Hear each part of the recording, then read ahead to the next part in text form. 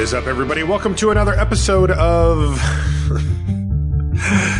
Limited Resources. My name is Marshall. You just can't help yourself, can you? That intro is just like, I don't know. I've said this like 50 times, but it seriously is just like two guys on MacBooks with like, you know, like beanies wearing flannel shirts, like in a minimalist cafe of some kind, like, or an office with very little furniture. And, you know, it's just like they're sipping some $7 lattes. Like we've got our t-shirts that say creative.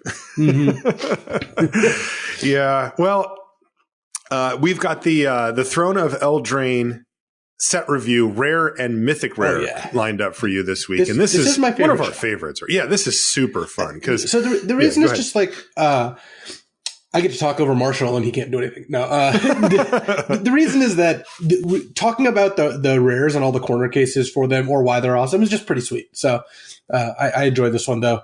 Yeah, some of the rares can be tough to figure out, but we're going to do our best. And that's the fun part. This is where R&D kind of takes the gloves off with the cards and gets us these crazy ones where they push the boundaries of a Magic card normally, and we get to go deep on them here. Today, we're going to go over every single rare and mythic rare from Throne of Eldraine. Before we do, got to mention our sponsor, channelfireball.com. One of the big things I like to mention on the show is, did you know you can sell your cards back to them? That's right. You can take your cards, package them up, send them in, and they will buy them from you. You can go to the buy list on Channel Fireball and see what they're worth. The really cool part, too, is you can trade them in for store credit. You'll get 30% bonus in store credit if you trade them in, which is a huge deal because, you know, look, a lot of the times you're looking to get rid of those cards so that you can buy more of the new cards. And if you need to get Throne of Eldraine or something like that, this is a way that you can do that. So head on over to Channel Fireball and check out their buy list. And if you do end up picking up some stuff while you're over there, you can get them shipped, I'm going to put that in air quotes here, to any Magic Fest that you're going to go to that CFB's at. So that way you don't have to pay for shipping, and they'll just bring your order. You walk up to the booth, tell them your order number, and they'll grab it for you and hand it over, and you can have it at the Magic Fest. Whether you need to play with the cards right there, or if you just want an easier shipping option and you know you're going to be at a Magic Fest anyway, make sure that you keep that in mind. It's a great way to save a little bit and get the cards delivered directly to you. Of course, the show is also brought to you via the Patreon by you. That's right. You can go there, patreon.com/limited resources. And this is a way that you can give back to the creators that help, brighten up your day or your week or help you win some more boosty packs or something like that. Patreon.com/limited resources. So before we dive into the cards, Luis, we like to give the cards a grade. And, why don't you explain how we come to those grades? All right, we're going to start at the top. We do letter grades. Here is the A's. These are bombs, game winners, cards that are good in many situations, especially when behind, and the best cards in the set. You're going to see a lot of A's today. Cards like Chandra, Awakened Inferno, Gargos, Cavalier of Gales. Cards that you don't really hesitate to first pick when you see them. Mm-hmm. B, these are cards that actively pull you towards their colors, headliners for a set, and there are reasons to be in a specific color clan guild here, reason to be in knights, a reason to be in non-humans, a reason to be in food. Don't need much of a reason to be in food. This is also where like the premium removal falls. These are cards like Gravedigger, Chandra's Outrage, Cloudkin Seer. C, these are playables. The Pawns of Limited. You've got plenty of these in your deck no matter how well your draft has gone. And they're fairly interchangeable. So which ones you want really depends a lot on context. These are cards like Griffin Protector, Gorging Vulture, Netcaster Spider. Basically your run-of-the-mill cards.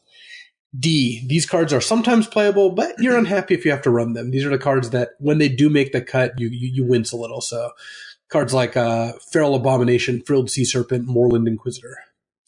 And then Fs. Fs is actually a category you'll see plenty of in the rares too. Cards that are pointed towards constructed or really weird interactions. These are cards that are just unplayable. They're insanely narrow. They have, incredibly high mana costs, Leyline of Anticipation, Mystic Forge, Thought Distortion, cards like that. And then we've got sideboard and build around kind of subgrades. Sideboard are cards that you wouldn't run in the main deck, but can be quite effective out of the board. Not going to see too many rares in that category. And then build around, plenty of these. These are cards that on their own, they don't do much, but combined with the right other cards, they can be very rewarding. These are cards like Season of Growth, Portal of Sanctuary, Renowned Weaponsmith. Mm-hmm. All right, we got some grades. Yeah, so let's get into the cards. We're going to start things off with blue as we did for the commons and uncommons review. Normally, for the commons and uncommons, we'll start with the gold pair commons and uncommons to kind of give us an idea. And we will next time. It was just an oversight. We've traditionally done that every set review, but multiple people pointed out, hey, maybe you should start with that. We thought, yeah, we normally do. We just didn't this time, but we will next time. But here, that doesn't really exist for rare, so we're just going to start with blue, like we did in commons and commons. Our first one it's a doozy right out of the gates here. Brazen Borrower, 1 blue for a mythic 3/1 flash flying fairy rogue that can only block creatures with flying. So I'm going to tell you it's an adventure also, but let's just leave that aside for now. Where do we have 1 blue 3/1 flash flyer that can only block creatures with flying? That card's pretty good. That card's probably a B or B minus, just because. Yeah. Look, 3 mana for 3 power, even if it's bad defensively, it just will get the job done very quickly. And if you turn 3 this, your opponent's going to really be feeling the pressure. Plus, even though it can't block ground creatures, it can still block flyers. So you can still ambush something if you really need to. And yeah, so we're talking about the low B range here already for Brazen Borrower, and that's before we even get to the adventure. Oh yeah, and the adventure's a very good one too. It is. So it's called Petty Theft. It's 1 blue for an instant adventure, and it says return target non-land permanent to an opponent controls to its owner's hand. So this is quite a good card. I mean, 2 mana to bounce any non-land permanent, which, first of all, if you want, you can kill a food token. You can bounce an equipment mid-combat. You can bounce an enchantment like Glass Casket another turn. But mainly it's going to be bouncing their creatures. It's a little annoying this can't bounce your own creatures, but still a very good card. Yeah. Especially when attached to Brazen Borrower. I like this card quite a bit. So imagine how much would we like 5 mana 3/1 flying flash ETB bounce something, right? If you play both these at once, we would say this card is a B. You know, Yep. And the fact that you can split this up, the fact that if you need to, you can just run it out turn 3 as a 3/1, the fact that you can cast Petty Theft early in a pinch and then later play this card, add those together, and you have a card that's not an A range, but it's like a B plus, and it's going to be very good. It's not Mythic level, like, oh wow, we windmill slam this, but it's better than certainly all the commons and likely all the uncommons, or at least most of them. Exactly. B plus for Brazen Borrower. I really Borrower, don't like that and Petty Theft returns the permanent to their hand. That's not theft. Theft is stealing it. Yeah. Yeah, that's well, what is that doing? That's returning. Well, it's a borrower, so I guess the tail is it takes it, then it returns it. But this name doesn't make sense. Also, I'm just going to quibble about the rarity. You could switch Mythic Rare from this to Fae of Wishes and switch Rare onto this, and I think both cards would be improved. This isn't a Mythic Rare. Fae of Wishes is a Mythic Rare. Oh, interesting. You know. All right. Well, we'll have that card in just a couple of cards. And yeah, we'll revisit that. The next one is called Emry, Lurker of the Loch. And this is 2 blue for a 1/2 legendary Merfolk Wizard at rare. This spell costs 1 less to cast for each artifact you control, so you can get it down to just blue. When Emry, Lurker of the Loch enters the battlefield, put the top 4 cards of your library into your graveyard. Okay. And then third ability is tap. Choose target artifact card in your graveyard. You may cast that card this turn. You still pay its costs. So I'm really hyped about this card for modern and vintage, but I think that in draft it's actually not bad. Okay, yeah, there were a lot of artifacts that we noted in the in the common and uncommon set review. Yeah, so it's a build around, definitely. Liked. I mean, you can't just put this card in a random deck and expect it to perform, but the fact that you can just keep recasting the same artifact means if you have Emry plus like a cheap creature, you got an infinite chump blocker. If you have Emry plus any sort of artifact that does something on entering the battlefield, or you can sacrifice, you're getting a pretty good amount of value. Like even having something like Ginger Brute or Golden Egg in play, right? Sacking them to gain 3 life, sacking them to draw, or sacking them to gain 3, and then in the case of the egg, actually just getting a card when you play it. That plus Emery's already been good. And oh yeah, that's really good. Remember Clockwork Servant as well, the 2/3 that if you spend all the same mana on it, you draw a card when it ETBs. That's an engine. And imagine if you have one of the more powerful artifacts, like you have something like Enchanted Carriage, right? That uncommon that makes 2/1/1s, or you have something even like Scalding Cauldron, the common that you can pay 3 tap sacks, deal 3. Like these are some good combos with Emry, and it can find something like Stonecoil Serpent's like one of the best bombs in the set. We're going to get to that. And, it can find that for you. So I think Emery is a really high upside card.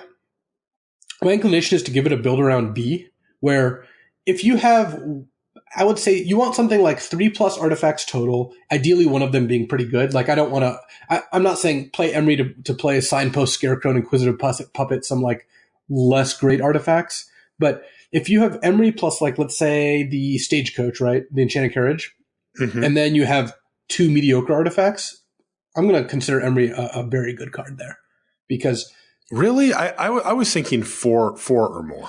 Like, because look, if you have Emery and no artifacts in sight, she's pretty terrible. Well, yes and no. Depends what else is going on in your deck. The self-mill for 4 does help other cards in your deck.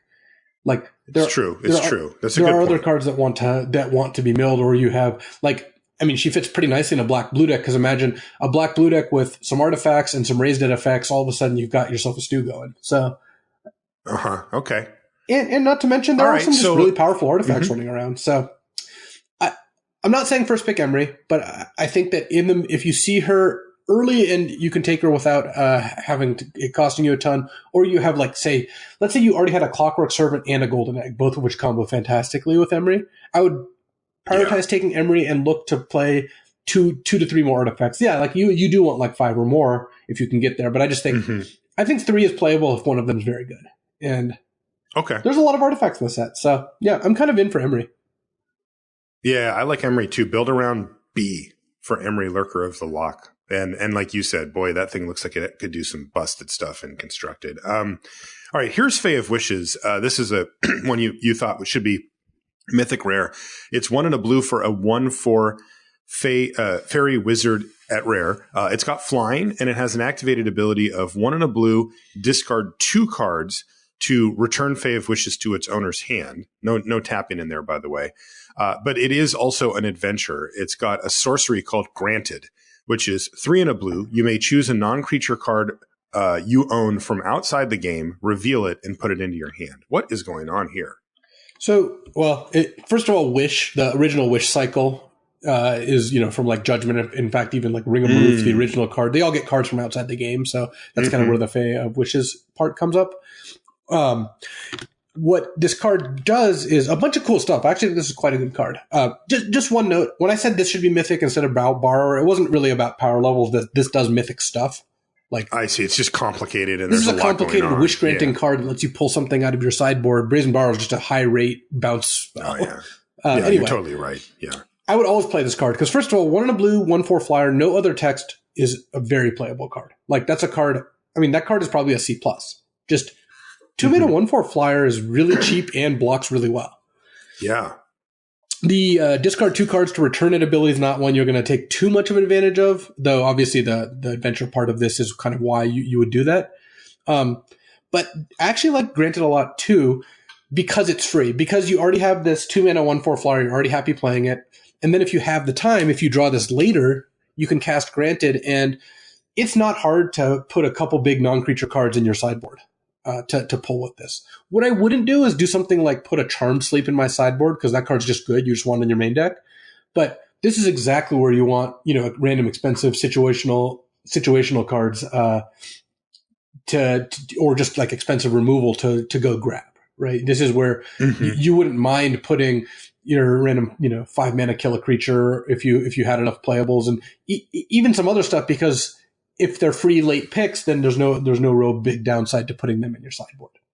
And Fae of Wishes is a card you can just run out on turn 2 quite safely, with the idea that later on I can return it to my hand and do stuff. If this is in your opening hand, you almost always want to play it on turn 2. Like most adventure cards, if you have a different turn 2 plays, you can do that. But for the most part, I think you do want to play this turn 2 if you have it. But it's a 2 mana, it's a good 2-drop, like a really good 2-drop, right?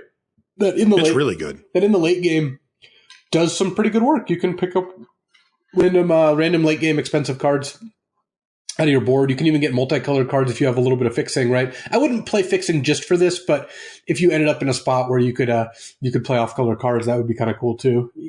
Picking up something like Frogify, into the story if you weren't main decking it, or Mirror Maid. These are just like random blue cards that are very situational. Yeah. What kind of grade does Fae of Wishes get? I want to just give it a B. I think it's just a good card. Okay. Yeah, it just seems like a B, especially if you can go for granted first, right? Yeah. You're getting an extra card out of the deal in that case, because the cost to return it to your hand is fairly steep at discarding 2 cards from your hand. Okay, so B for Fae of Wishes. Next is called Folio of Fancies. This is an artifact. It's 1 and a blue. It's a rare. It says players have no maximum hand size. Okay, that rarely comes up for us. I would pay 3 mana just for that effect. You would not. You would pay 0 mana for that. We don't even put a colorless land in our deck that gives us that effect. It's like one of the lowest costs. You can pay XX and tap it to have each player draw X cards. Yeah. So when it's XX, it's effectively 2 for every 1 card. So it's pretty expensive, but whatever. And then 2 and a blue and tap it. Each opponent puts a number of cards equal to the number of cards in their hand from the top of their library into their graveyard. There's a lot going on here. Yeah. So the straight up, the normal use case of this card or just like evaluating it, and we're going to pick it early, put it in my deck. Card's not very good. Super slow. What I do like about the card, though, is it's an alternate win condition that can be very difficult to interact with. And it's the kind of card where imagine you've got this like sick control deck, right? And then your opponent plays this on turn 2. Sometimes you're just going to look at that and be like, wow, I can't win. Like, yeah, I absolutely just cannot win because they can just start on turn 3 milling you for 5 or 6 a turn, and then you just lose very quickly. Or if it's a little later in the game, they go, okay, end of turn, we both draw 4, untap, mill you for 6. And then now you're not going to have time to play all the cards. Plus, the person, you with Folio of Fancies in your deck, you want to prioritize cheap removal or cheap interaction, and you can end up leveraging. So even though they have a lot of cards, you use your cards in a more efficient manner. I have seen this card be good. The arena sealed events have already started, and in sealed, it has looked pretty gross just because there's games where someone just plays a folio and their opponent can't kill them fast enough. And it does burn them out, right? It's deck damage instead of face damage, but you can't block it. Your creature removal doesn't stop it, that sort of thing. Yeah, totally. It's really tough to interact with and just sits there. And you never even have to activate the XX ability if you don't want. If your opponent has 4 or 5 cards in their hand, you can just start milling them. And then, like you said, do the one shot. So interesting. This reminds me of, I don't remember what it was called. Remember that card that like made your opponent draw 7 cards whenever they cast a spell or whatever? Yeah, it was like Force Fruition is the name. Force Fruition. Yeah, exactly. Yeah, that card was probably a little better because that just meant your opponent could only cast 2 more spells this game. But yeah, it was better. But it's funny to say, like, here, have a whole bunch of stuff that you normally would want. I'm even going to take the restriction on having that stuff, and I'm going to punish you for it. Right. So yeah. So is it sideboard or main deck is the question that I have. Because this is where the grading system breaks down a little. Because I think it's a sideboard B in the sense that if your opponent's playing a control deck with tons of removal and is pretty slow, I would largely want to bring this in, and I expect it to perform well. It's also a main deckable card if you yourself have a deck with a lot of good, efficient removal cards, and you're looking for a win condition. Because this can get the job done. I think overall, don't prioritize this card. Tend to play it if you're playing sealed. Don't take it very highly if you're playing it in draft. But it's somewhere around the sideboard B, build around C category. Yeah, I just really like the card too. Design I think that I'm going to feel very cool when I play Folio. Very fancy. You like fancy cards. I do. Next is called Gadwick would you say wizened or wizened? Wizened. Say wizened. So this is you would say wizened? Okay. I believe it's wizened, yeah, but it's X blue for a 3/3. So makes no sense whatsoever. Weird, but it's a legendary human wizard. When it enters the battlefield, draw X cards, like that. And then whenever you cast a blue spell, tap an on-land permanent an opponent controls. So this card is fantastic. This is excellent. This is the best blue card, I think, because basically for 5 or 6 mana, you get a 3/3 that drew you 2 or 3 cards. Already excellent. For like 8 or 9 mana, you just win the game because you just have drawn as many cards as you need to finish the game off. And once you untap and start to use those cards, it just starts tapping your opponent's stuff. It's That's really, incredible. really hard to imagine this card being bad. You could, in theory, run this out for blue on turn 3, but that I would generally not recommend. the worst Centaur Courser ever. Yeah, I would just give Gadwick an A. Like, this card is color intensive, but it's just super, super powerful, and it doesn't even have to be super late game. Playing this for 5 mana is a perfectly fine play. Yeah, there is no point in the game after turn 3, assuming that you're committed to blue here, where this card isn't fantastic. And because it's so good later in the game, you can play it in a 2-color deck, and maybe you can't cast it until turn 6 or 7, and that's totally fine. So we've got A for maybe even better. Yeah. Gadwick the Wizened. It's actually Wizened now that I think about it. It is? Okay. Gadwick the Wizened A. Next is the Magic Mirror. Is this like the mirror on the wall? It's just. I think so. Though, although it's not, it looks like it is a wall. Yeah, it looks pretty massive. This is 6 blue. It's a mythic rare, legendary artifact. It costs 1 less for each instant and sorcery in your graveyard. So you could get this to a more manageable cost. It costs 9 to start. You have no maximum hand size. At the beginning of your upkeep, put a knowledge counter on it, and then draw a card for each knowledge counter on it. As much as I like a lot of the words on this card, this is an F. I would never play this card. Basically, it's really hard to get this into play at a time you want it. And once you do, it's this like runaway train you can't stop. Sure, drawing a card is nice. Drawing 2 cards is really nice. Drawing 3 cards is great. Once you start drawing 4 a turn, you're like, whoa, well, can we slow down a little? And you're like 5, then 6, then 7. And you're just like, I have all the cards. You're dead. Because the kind of decks that can leverage this can't, like if this just said, at the beginning of your upkeep, draw 2 cards, it would be a much better card. But the kind of decks that can leverage this aren't known for closing out the game, because that's the whole point, is you don't want, this is supposed to be your closer. This is your 9 mana spell that you maybe can play for 5 or 6 mana. So right. I think that it's just sad. Just too much power. Too much of a good thing is a bad thing. So exactly. I have F for the Magic Mirror. Poor Magic Mirror. It seems like exactly what we'd want to do, but it is not. What about Midnight Clock? Another artifact, by the way. One sec, the dog is just going nuts trying to get into the room. I'm going to let her in. Oh, yeah, let her in. She's got to find out about these blue cards, too. Julie's a value hound of epic proportion. There she is. She's just going to come in for like 2 minutes and be like, 2 seconds. Well, you're being boring, so I'm going to leave now. You know what she's going to do is she's going to hear our grade on the Magic Mirror, be disappointed in us, and then leave. Yeah. She's like, I thought you guys were all about value. Ooh, I like Midnight Clock. So this is why I like this review, by the way, is there's a lot to talk about with all these cards. And maybe the other colors are a little bit less complicated than blue, though. It's just cool because there's a lot going on with these cards. And it's hard on first blush to see that like Magic Mirror is an F, and I think Midnight Clock is actually pretty good. So Midnight Clock is 2 and a blue for an artifact. It's a rare. Taps for a blue. So 3 mana rock that you have to have blue to start with, so it doesn't fix your colors very well, unless you want like triple or quad blue, which you do sometimes. 2 and a blue, put an hour counter on Midnight Clock. It also gets an hour counter on each of your upkeeps. All right? Okay. When the clock strikes 12, when the 12th hour counter is put onto it, shuffle your hand and graveyard into your library, draw 7 cards, and exile Midnight Clock. Okay. So an extreme late game reset, but basically a draw 7 for you. Yeah, draw 7 for you. That also shuffling your graveyard back is generally very good in the late game because your graveyard doesn't really have lands in it. It tends to just have a bunch of spells in it and some creatures. I see. So, and then the lands that you've played during the course of the game are not in your library anymore, and it increases the density. It's deck thickening. Okay. It increases the I was really hoping you wouldn't say that, but it is.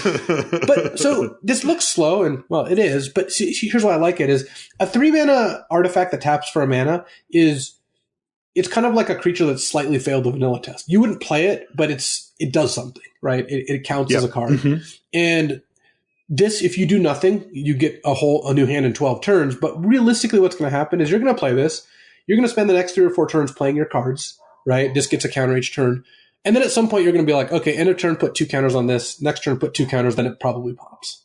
And at that point, getting a whole new hand of 7 cards, you should be able to overwhelm your opponent. So, and when this happens, you're not tapped out. right? When the 12th hour counter is put on a midnight clock, sure, you might actually have to tap. Yeah, if it has 10 counters, there's a chance that you could do it on your. But yeah, a lot of the time you're just going to do it get on your upkeep, a whole new hand on upkeep. That's how you kind of want to balance it, right?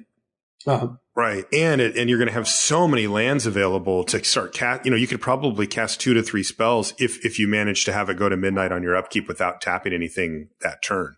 Yeah, so and that's a game-winning situation. I'm a fan of Midnight Clock. It's not good in an aggressive deck, but I would actively want it in any control deck and any mid-range deck. So yeah, it's just super slow, right? Yeah. That's the knock. Midnight Clock is it takes a long time.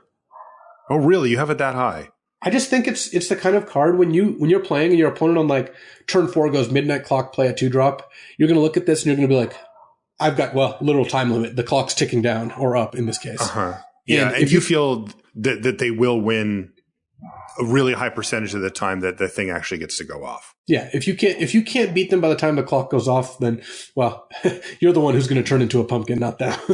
Yeah, I had it a little lower just because of how slow it is. I mean, if you don't add mana into it, it's unplayable, right? Like you can't wait 12 turns for anything in Magic. A 3-mana card that taps for mana and just says you win the long game. That's what control players want. Fair. No, that's true. And it is. Control let's not forget that this. Yeah, indeed. No, you are right though that the fact that its baseline is kind of a junky mana rock does help. It does because it doesn't do nothing. It actually does help out with some stuff. So I like C+ on Midnight Clock. I still think it's really, really slow. And like if you face down some red-white aggressive deck or whatever, you're going to feel pretty bad about having 2 and a blue tap for a blue in your deck. So I'm not as high on it as you are, but I do definitely see that in the situations where in the decks that want it, they do want it. Yeah, so I'm gonna go a little lower. I think I have it in the B range because it's such a good finisher, but I can see that you're not going to always want to take it in your blue deck. Still, I like Midnight Clock quite a bit, and I think it is a powerful card. Julie's giving Midnight Clock an F apparently. Oh yeah, she's going him. I don't know what's going on. Or she thinks it's an A. Yeah, it might be an A, and she's trying to tell us. But next is called Mirror Maid. It's 1 blue for an enchantment at rare. You may have Mirror Maid enter the battlefield as a copy of any artifact or enchantment on the battlefield. So we have an artifact or enchantment clone. Going to go ahead and say no on Mirror Maid. The situation is just that you need to have something not only that you can copy, but that you really want to copy to have Mirror Maid be worth it. And I'm really worried that won't happen often enough. Yeah, totally.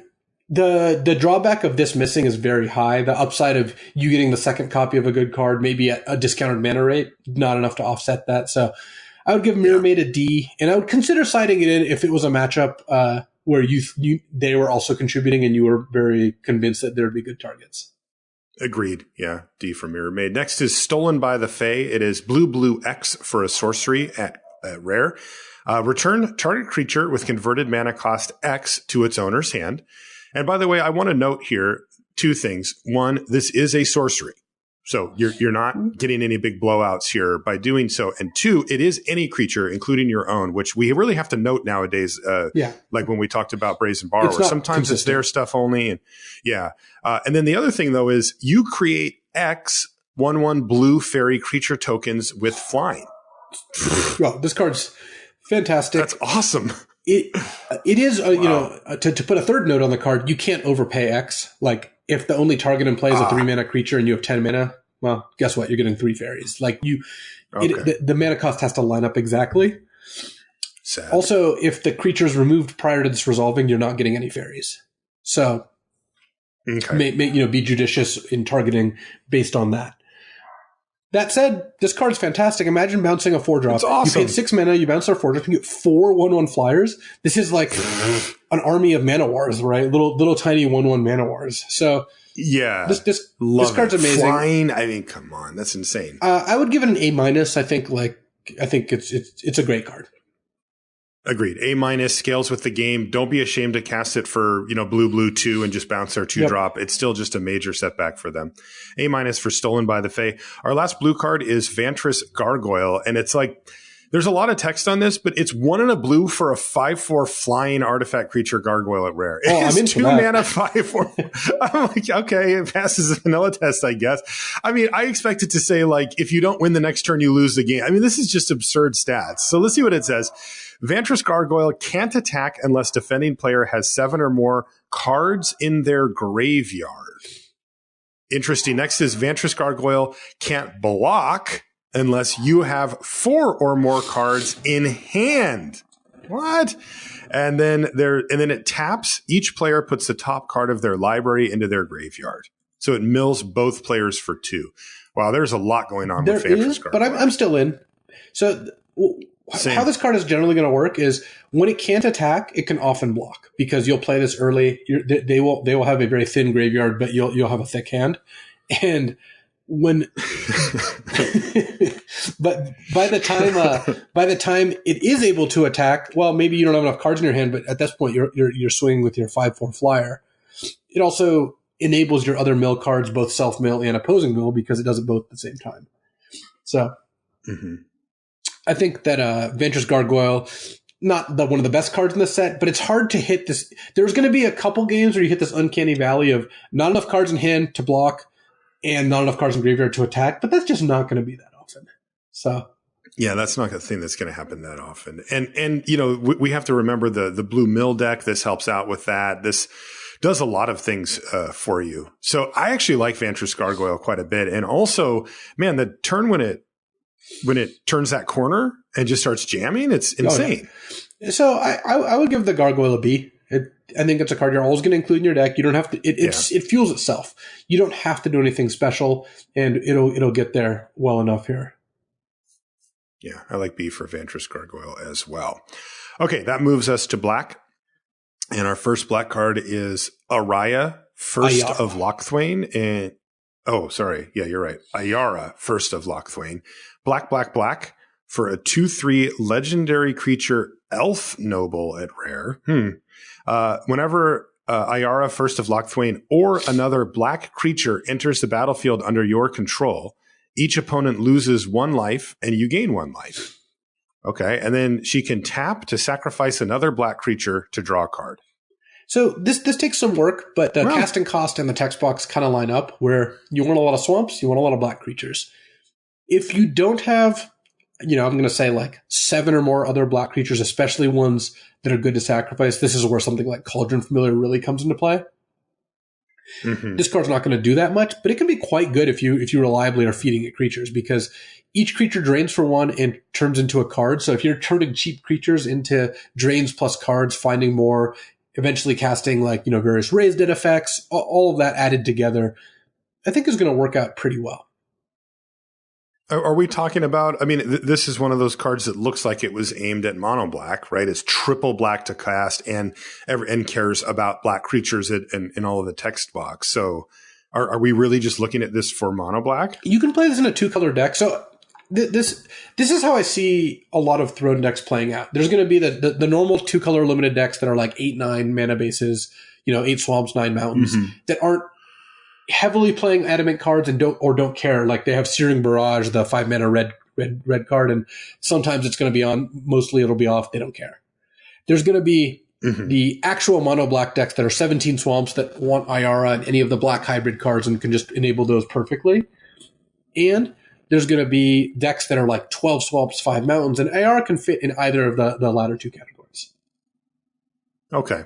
Yeah, she's just going to hit the battlefield much, much later in the split up, right? I mean, she looks like a 3-drop, but she's really going to come down on turn 5 or 6 or whatever. If the deck's constructed to use her, that's fine too. This doesn't need to come into play on turn 3 in order to really have an effect. So clearly a build around. Right, well, what do you want to give? You can just slot into your deck. I think it's a build around like B. It's good if you get there, but I would not take this card early. It's so committal. Because look, it's not only asking triple black for the casting cost. It also wants specific black creatures like Cauldron Familiar, like whatever creatures that are good to sacrifice. You can't just put this in a deck with a bunch of knights and just have it operate at full efficiency. Right. Sacrificing those creatures to get a random card off the top of your library is not a weird. Maybe I'm actually kind of talking myself into like a build around C+. Like in the right deck, it's going to be good, but it's just not it's not an easy card to use. Yeah, I just really want to see this in mono black because I think she'll really shine there. But I like build around as well. C plus B minus for Ayara. Alrighty, so we got Black Lance Paragon. This is a 1 and a black for a 3/1 human knight. It's a rare with flash. When it enters the battlefield, target knight gains death touch and lifelink until end of turn. So this is similar to the pirate we saw a couple sets ago in Rivals, but one of the main differences here is this can target itself and it doesn't have to be attacking. So it's like a kind of like a split card. It's got a couple different modes. One is destroy target attacking creature without flying, gain 3 life. Right? You're going to play this, give it death touch, block their 5/5 for 2 mana. 2 mana. Very good deal. Like you would play that card already, it's a very good card. This also can just come down on turn 2 at the end of their turn and then attack them on turn 3, right? If they don't have something in play, it just pressures them. It's a 2 mana 3/1. And then you also end up in a spot sometimes where you're attacking them with your like knight tokens or whatever random knight you have. They haven't seen this card and they put their 5/5 on your 2/2 and you just, kind of snap them off by giving that knight death touch. Mm-hmm. So all of those things, of course, works together, really well with first strike as well. Yeah. Oh yeah, definitely. And knights also have first strike at an above average rate. So exactly, this card's really good. I mean, like you said, the fact that it does it on its own means that it holds its own no matter what. Like you would never not play it, and then the fact that you can sometimes throw around on other knights is great. But you don't know how many knights you're going to have in your deck necessarily. But I don't even think you really need that. This card's just good. This card is the best kind of synergy card where it's perfectly self-contained and then does get better once you do add other knights to it. I like B for Black Lance Paragon. Yeah, it's just a solid B. Yeah, really solid card. What about the Cauldron of Eternity? Is this the cup of life? Yeah, it kind of is. This is the cup that the villain in Indiana Jones should have drank from. Yeah. 10 black. All right, love it. Great start. It's a legendary artifact. It's a mythic rare. It costs 2 less for each creature card in your graveyard. All right, so it goes down in cost pretty fast. Whenever a creature you control dies, put it on the bottom of its owner's library. All right, so that's a drawback because of the last part of this card, which is 2 black tap, pay 2 life, return target creature card from your graveyard to the battlefield only as a sorcery. Yeah, that's a downside on both sides, not making it cheaper. Or I guess it has to be on the battlefield, doesn't it? Yeah, but okay. So basically, this costs a lot of mana. But if you have 3 creatures, it costs 6. If you have 4 creatures in the graveyard, it costs 4. And then it essentially says I can return every creature in your graveyard to play eventually, but no new ones get added. Though note that it's only when your creatures die. So if you self-mill yourself, you're stocking your graveyard, and this card works really well with self-mill in both directions. Okay. And then it also, if your creatures get countered or discarded or anything like that, then they do end up in your graveyard. So it's just creatures that die. Am I being too conservative if I keep looking at the pay 2 life part of the activation cost and go, ugh? Well, this card is definitely not always going to be good. There are draws where this card is horrendous, right? But I think that the power level of this card is so high and it's not that hard to make it work, then I think this is a very strong card. You do think so? Yeah. I feel like if you have a decent number of creatures, you can get that cost down to something palatable. And how many times do you need to activate this before you're just way ahead? I mean, the second time you activate it and bring back your first and second best creatures from your graveyard, you're already looking pretty good shape, right? Yes. And if you ever get a third activation, you're probably over. You're killing it. Also, if you're getting back creatures that have like lifelink or anything like that, then you can start recouping some of the life loss. Yeah, that's the only thing that concerns me is that I look at the card like this and think, well, I can kind of create an engine here where I'm bringing back multiple things, and the pay 2 life aspect of it might limit that somewhat, especially given that it's a fairly slow card, even if you do get the cost reduction down. Like let's say it costs 6 or 4, you're still paying, if you paid 6 for it and then 2 in a black later, you're paying 9 mana and 2 life to get a creature back from your graveyard that you weren't really able to control which one was there. It's not necessarily the best creature in your deck. It's just the best creature that you were able to have die or get milled. Yeah, it does. Yeah. It does have some situational aspects to it. So I think overall the card is good. Like I think it's in the B level. But that's without really factoring in how much you can build into it. So, because I think in a deck with like 2 Merfolk Secret Keepers, this card's an A. Yeah, I can see that. It does not take much before this card just is unbelievable. Yeah, before it's cheap that's insane. Yeah. If you can mill yourself a couple times and then play this on like turn 5 and activate it, which is, I mean, that's kind of the nut draw. But imagine playing this on turn 4 for 4 mana and then starting to activate it on turn 5. Your opponent's just going to look at this and be like, wow, I really can't win. Especially once you start doing things like milling again and adding more fuel to the fire. So I would take this highly, pick 1, because I think it's like a build around A. And I think even if you're not building around it, it's still just a B. Because if you put this in the average black deck with like 14 creatures, I think it's just the kind of card that, like, think of it as like a 6 or 7 mana card that you know has a really powerful effect on the game. You'll play that card in most. It's like a Drakuseth or something, right? You'll play that card in your deck. Yeah. Also, you know, another way I think you can look at it in sort of a normal deck like that is occasionally we'll play those sorceries or whatever it is. It's 4 and a black, get a creature back from your graveyard, right? And then sometimes it gives you a little extra bonus. And sometimes you play those. Those are considered fringe playable. This ends up playing out like that in a lot of scenarios, except for then you can just do it again and again and again, which is completely game changing for an effect like that. I mean, this card can absolutely be your late game. Also, you can play into it, right? You can be like trade, block, trade. Like you can actively try to stock your graveyard up with the creatures that you have on the battlefield by chumping or whatever. Yeah, exactly. If they don't know this is coming, you can get into some really good combats. Yeah. Okay. I think you convinced me. I got to admit, I saw the 10 black, and I'm like, okay, I'm done here. but yeah, no, this, I really like it as a build around A that you mentioned. I would say B- or C+ or something like that for just straight up, because it is very clunky still. I just think there's going to be times when look, if you're getting beaten down, there's times when you won't even be able to realistically pay the life multiple times, maybe once. And if you have like your best creature, okay, that might win you the game. But if you're getting back a random 4-drop from your deck, that won't. I mean, I'm worried about that part of it. That is true, but I really like having an expensive card that wins me the game in my deck. And yes, you do. And this scales down in cost the later the game goes on multiple fronts, both because you're just playing more lands and your creatures more end up in the graveyard. So that's true. All right, so I build around A, and then you have it at B for straight up, and I have it at C+ for straight up for the Cauldron of Eldraine. I think it's just a great card. Okay, you're just really high on it. All right, so. Yeah, and I really definitely drink from like the cauldron until I can't drink anymore. Until your face melts off. Just getting everywhere. Indeed. What about Clackbridge Troll? Clack. This is 3 black for an 8/8 troll at rare. Love all of those things. It's got trample and haste. Wow. Sounds like a good deal. Yeah. When it enters the battlefield, your opponent creates 3/0/1 white goats. And at the beginning of combat on your turn, your opponent may sack a creature. If they do, tap Clackbridge Troll, gain 3 life, and draw a card. So, wait, I gain 3 life, I draw the card? Yes, you're the controller of the troll, you. Oh, wow. So I get good stuff either way. So basically, if your opponent doesn't have an instant speed removal spell, which most of the time they won't, this is 8/8, it's pretty hard to kill it. Though it can make a mighty mean pie, I've heard. Yeah. It's a lot of pie. Seems like if you bake this into a pie, you should get like 3 food tokens. But Agreed. Anyways, if they don't have a way to kill it, first of all, they're either taking 8 or you're gaining 3 and drawing a card. They're feeding the troll. And, feeding the troll still works out pretty well for you. This is not Desecration Demon level where, imagine you didn't gain the 3 and draw a card. This card would be pretty bad. It's an 8/8 that comes to play tapped for 3 turns. But instead, you're going to immediately get your card back, get 3 life, so it's not even like you're taking a big hit, even if they're attacking you.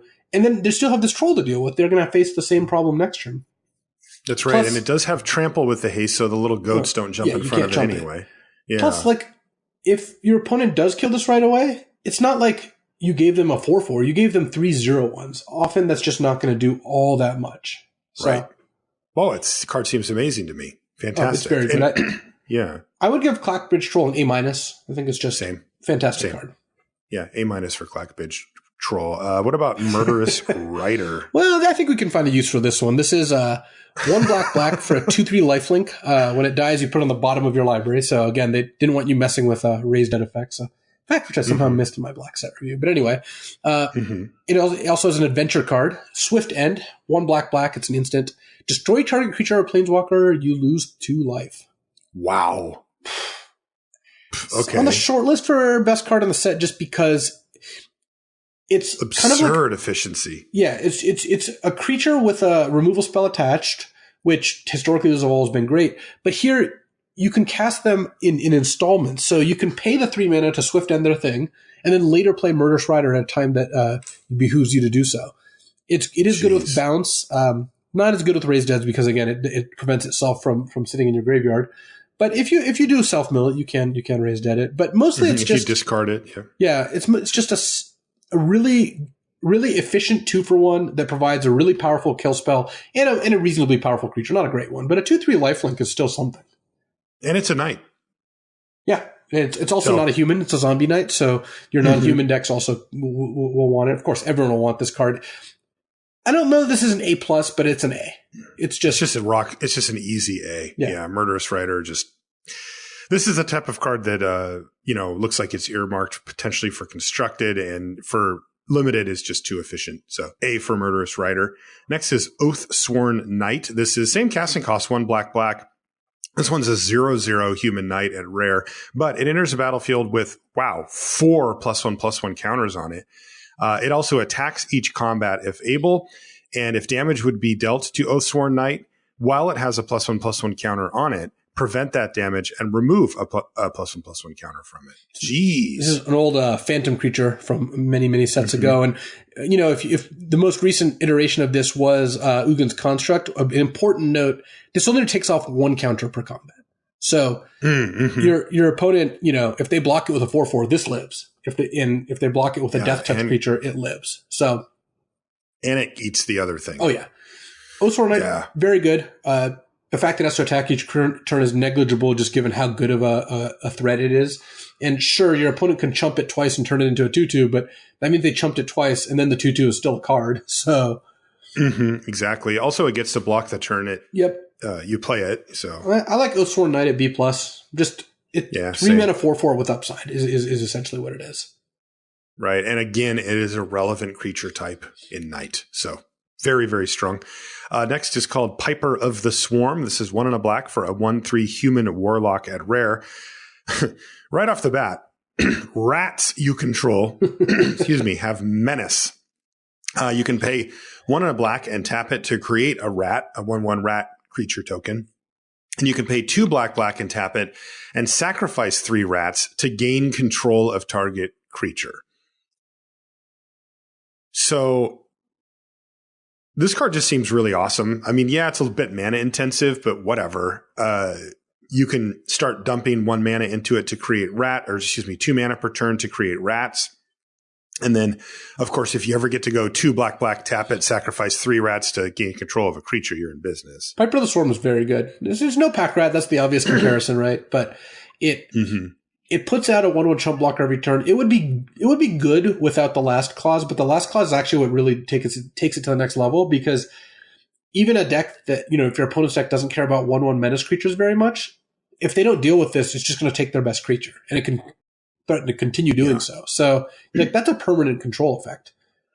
Yeah, that's really big deal too, because in quadrant theory, right, the one that affects is when you're at parity. Because if you have Piper of the Swarm and they can't kill it, you can make as many 1/1 black rat creature tokens over the course of the game as you want. It's not going to win you the game against 5 or 6 2/2s and bigger, right? So you can generate an advantage by doing so, but it's kind of a ticking time bomb, because at some point they're going to just kill your Piper of the Swarm, and you're not going to get time bomb here, made though. Of gross rats. Yeah, indeed. But this one, goes big when you do get to activate that last ability and steal their bomb. That actually matters a lot. Really, the only great card. criticism I have of this is late game. It's pretty slow to get going, right? When you're on like 6+ mana, it's turn 7 or 8, whatever. You draw Piper, you play it. Look, it's a cheap enough play. Your opponent's still going to be kind of annoyed by it, but there are games when imagine they have a 4/4 flyer. You draw this, and it's like, wow, this really can't help me here. That all said, turn 2, this is just one of the cards you really hate to see. So I'm going to give Piper combo also with Mad Ratter. Yes, the goblin that makes multiple rats a turn. Yeah, that one's good. And so that's something to keep in mind also. I'm giving Piper of the Swarm an A-. I think that it's just a very good card. All right, I was going to go B plus on Piper of the Swarm, but whatever, we're in the same range there. Next is Rankle, Master of Pranks. This is you. 2 black for a 3/3 legendary fairy rogue at Mythic rare with flying and haste. So unless these next lines of text are a drawback, I'm already very in for this. Oh, spoiler, they are not. They are not. Whenever Rankle, Master of Pranks deals combat damage to a player, choose any number. I'm going to choose 7. Okay, you choose 7. Each player discards a card. Each player loses 1 life and draws a card. Each player sacrifices a creature. What does choose any number mean? You can choose 1, 2, or 3 of those? Yeah, so it has 3 abilities, which is, like you said, each player discards, each player pays a life and draws a card, each player sacks a creature, and you can use you can use 0 of them, 1 of them, 2 of them, or all 3. This card's fantastic because 4 mana 3/3 flying haste, like you said, already just a great card. Like that's a B right by itself, maybe a B plus, probably a B plus. Then adding these cards, which are all, these are all symmetrical, but they're not really because you get to choose when they happen. So imagine a situation where you play a 3-drop and they play a 3-drop. Then you go turn 4 Rankle attack. You're going to be like, well, both players sack a creature. My 3-drop's worse than your 3-drop, and so I'll choose to basically sack my creature to kill yours. Also, if you draw this later and they have 1 card in their hand and you have none, or your cards are not good, making each player discard is going to be pretty good. In general, I think you want to jam on the each player loses a life and draws a card front because you're pressuring their life total with Rankle. The downside is if they're at 6 and you play this and attack them down to 3, you really don't want both players to draw a card because that it doesn't change the clock and that will make it so they might draw an answer to Rankle. Exactly. But really, just all of this stuff put together just makes this card an A. Because easy A for Rankle. I feel like you're going to be able to find a way to leverage, the abilities however you want. I mean, what if you just do all 3? They go in order? Yeah. So most of the time, you're not going to want to make each player sack if this is your only creature, right? That's, I mean, maybe they have a 10/10 out and this is your only choice, but most of the time that's just going to be, is my weakest creature better than your weakest creature? And if the answer is yes, you don't use it. If the answer is no, their creature's better, you do use it. The other 2 are a little bit more context dependent. The discard a card one's not that powerful most of the time because it, first of all, doesn't really, the combination of the discard and the draws kind of balances out. And if you're hitting them with the Rankle, it usually doesn't matter if you're making them discard unless they're at like very well, what if you only make them discard? What if you only do the discard? Yeah, I mean, it can be good. Again, it goes back to, is your worst card in your hand, do you think it's better than their worst card?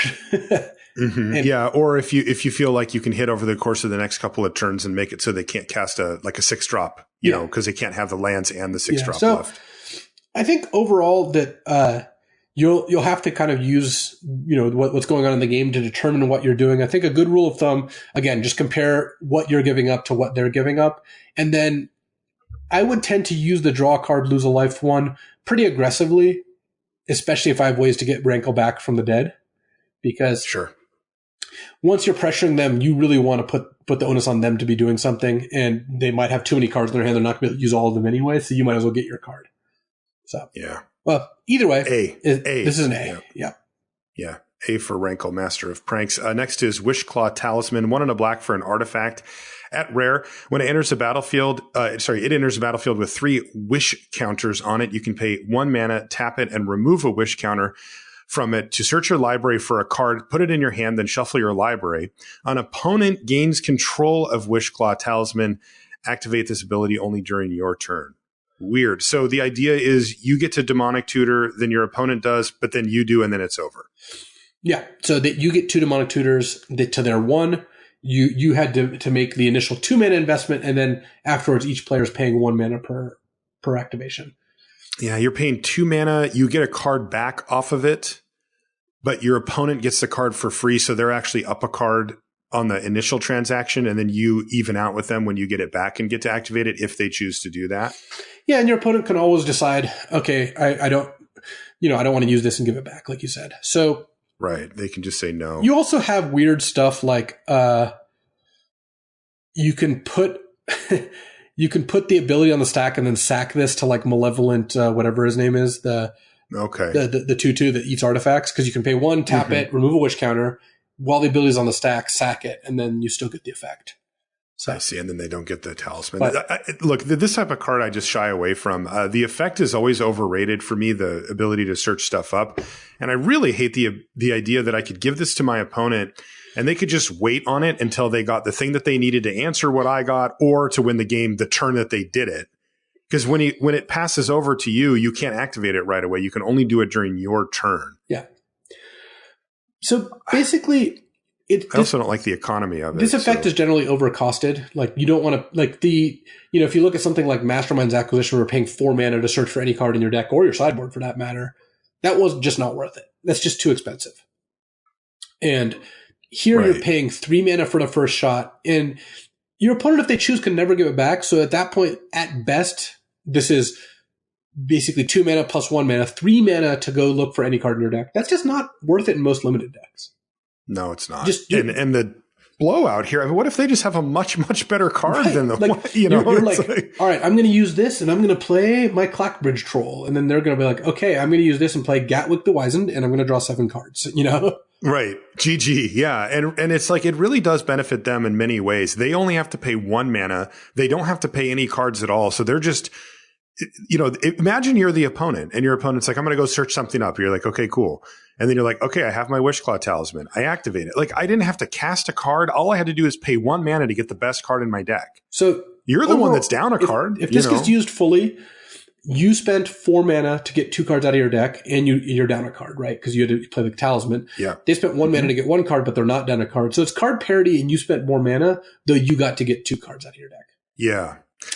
And the thing is, the crux of it for me is that, yes, if all of that happens, I could see it being a thing, kind of. But the problem is it gives your opponent the ability to they get a lot dictate of control over the situation. Yeah, like they're going to do it if the card that they get them wins them the game, and they're not going to do it if it doesn't. If they don't do it, you spent 3 mana to go get something. So, and if the card you get is really good, you are up in that exchange. But your card has to be pretty good. Somewhat. Yeah, I still find it kind of shrug-worthy, though. Like, I think this card's a C-, and how good it is really going to be context dependent. How good is your best card and your second best card? How good is your opponent's best card? So it might, and you won't know that. It might be a good sideboard card, because imagine a control deck. You're playing against a low to the ground aggro deck, and you have a really good comeback card or sweeper to go get with this card. And they're an aggro deck. Maybe their best card is like a 4 mana card. It's just not that good. Then again, against an aggro deck, this slow sort of thing is not that good. So yeah, I'm not loving it. Yeah, I'm much lower on Wishclaw Talisman. I have it at D. Like, I'm scared by this card. I can see just never playing it. Maybe it's a little better than I think, but I just don't like the idea of handing the thing over to my opponent for basically free, and they get to go get their best card, and I don't know what that is. Like, that's just, it's too much value to hand over when I'm the one who's paying the card and, doing all the bad stuff. So I like D for it. I'm off it. I think it's not that good. All right. That's fair. Next is Witch's Vengeance. This is the last black card. It's 1 black for a sorcery at rare. Creatures of the creature type of your choice get -3/-3 until end of turn.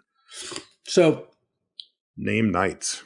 This card is often going to be just kind of like a targeted removal spell of 3 mana, give whatever creature I want to kill -3/-3. What it can't, the upside is that sometimes they'll have multiple things. Like you mentioned knights. You're playing against a knight deck and they don't know you have this card and they go 1-drop, 2-drop, 3-drop knight. You're just like, taste it. Yeah. Downside is it is symmetrical. If you're playing a white-black knights deck and you're playing against red-black knights, you may not be able to use this. Right. So I think that overall it is very good. The upside is higher than the downside because, again, it may be symmetrical, but you know about it. They don't know about it. So imagine they have 2 knights, you have a knight, and the next turn you trade off your knight for their 1 non-knight creature, and then you play this. So some galaxy brain stuff. There you go. Genius. Yeah. So overall, I think Witch's Vengeance is a B. It's just a very good card. It's not a bomb, but it's a card you'll always play and be happy to play. Yeah. I like Witch's Vengeance at B as well. All right. This moves us to red. Oh, yeah. Where our next card is called Bone Crusher Giant, which, God, I feel like this name has been used before, but I guess it's too, new. Actually. I was suspicious. Yeah, but it hasn't. So it's 2 and a red for a 4/3 giant at rare. Whenever Bone Crusher Giant becomes the target of a spell, it does 2 damage to that spell's controller. Dang, that's already really good. And then it has an adventure. It's an instant called Stomp. It's 1 and a red. Damage can't be prevented this turn. Okay, sure. Stomp deals 2 damage to any target. Yeah. I mean, what? This card's a beat it. It's one of the rare adventure cards, not just in rarity, in actual frequency of both sides are cards you'd gladly put in your deck. Like, Stomp is not the most exciting card in the world, but you always play it. 2 mana for 2 damage is still a good deal. And then a 3 mana 4/3 that whacks them when they target it. Though it's indiscriminate, it also whacks you if you try to use a pump spell. True. Very, very good. But Bone Crusher Giant is just a fantastic card regardless of which order you play the 2 abilities. You're obviously going to want to play Stomp most of the time, but again, with these undercosted creatures, if you have this in play and it's turn 3, or if you have this in your hand and it's turn 3, just play it. Just play your 4/3. Don't tunnel vision on getting value. Really hard to argue against. Most people will just go turn 2 Stomp upstairs and then. Yeah, if you just play your second land and you don't have a 2-drop, you can just say go. They play a 2/2, you kill it, and then you play Bone Crusher on 3. Like, that's just, you're up a card and you have a 4/3 in play on turn 3. It's absurd. I would give Bone Crusher Giant. This is like Murderous Rider, but the removal's a little worse and the creature's better. Yeah, the removal's a lot worse though. So I mean, where I think Murderous Rider was an A, I would put Bone Crusher Giant at A- just because later in the game this does fall off. Because when you're at 6+ mana, a 4/3 isn't that special because anyone can cast a 4/3 at that point, and then dealing 2 doesn't always have a great target. Still, fantastic card. Bone Crusher Giant gets an A-. Yeah, what about Ember Cleave? This is 4 red for a legendary artifact equipment. It has Flash. The spell costs 1 less to cast for each attacking creature you control. When it enters the battlefield, you attach it to target creature you control. And the equipped creature gets ++1 double strike and trample. Also has equipped 3. Easily the best red card. What this card will do is it'll play as a combat trick that kills their creature and does a bunch of extra damage to them, but then it just sticks around. And if they kill the creature, you can then put it on a different creature. Like, that's insane. And double strike and trample are like one of the 2 best pairs of abilities you can get. If you put this on a 3/3, you're getting an extra 5 damage worth of value. Your 3/3 now does 8 damage. And it has that's insane. +1/+1 and double strike. Do you know how hard it is to kill a 4/4 double striker? Also, there's trample. It's like impossible. They can't even chunk block. And the first time you play this, they're going to get ambushed by it under almost any circumstances. Plus, it's not hard to play this for 3 mana or even 4 mana. 2-drop, 3-drop, turn 4 attack with both. They decide, okay, I'll block your 3/3 with my 3/3. Ember Cleave, kill your creature. You take 5 points of damage off just that 3/3. And then they have a 4/4 double striking trampler in play, and they're like, okay, bake that into a pie. You're like, okay, equip Ember Cleave to my other creature, attack you for 6. Like, incredible. It's asks so little of you. So yeah, and for those of you that haven't been playing as long, if a creature has both double strike and trample, any extra damage, even if the creature gets blocked, all of it carries over, even if it's the other full strike worth. So if it's a 4/4 and it gets blocked by a 3/3, the 1 extra damage carries over, and then the 4 damage from double strike too. So, wow. Okay, I like A for Ember Cleave. Oh yeah, Ember Cleave is fantastic. So, what a beating. Okay. What about Fervent Champion? Oh, otherwise known as Javier Dominguez. Yeah, this is the World Champion card. Pretty cool. I already wanted to win Worlds because I've never done that. And this gives me additional incentive. We've got... That's what you needed? Yeah, that's all I needed. It's red for a 1/1 human knight at rare. It has first strike and haste. When it attacks, another target attacking knight you control gets +1/+0 until end of turn. And equip abilities you activate that target Fervent Champion cost 3 less to activate. So... This is one of those cards that's very clearly aimed at constructed, right? When you can really build your deck around it and get a lot of value out of it. By itself, it's just so puny. 1/1 first strikers with haste is just not anything. And even pumping another knight, if they have a 2/2 out, you still can attack with this. Right. And there's not that much equipment that you really care about equipping for free. And one of those equipments is even cheaper on knights anyway. So I would give Fervent Champion a D. It's just not a card you're really going to end up playing in your deck unless you're like the most dedicated knight deck in the world. Yeah, maybe for constructed, but D for Fervent Champion. Fires of Invention is 3 and a red for an enchantment at rare. You can cast spells only during your turn, and you can cast no more than 2 spells each turn. So quite a restriction to kick things off. It says you may cast spells with converted mana cost less than or equal to the number of lands you control without paying their mana cost. What a weird card. Okay, so get this. Here we go. We get to go turn 4 Fires of Invention and then play Savor the Moment, which lets you take an extra turn, but your land's not on top. And then turn 5, you play your land, you play Jace the Mind Sculptor, you play Time Warp.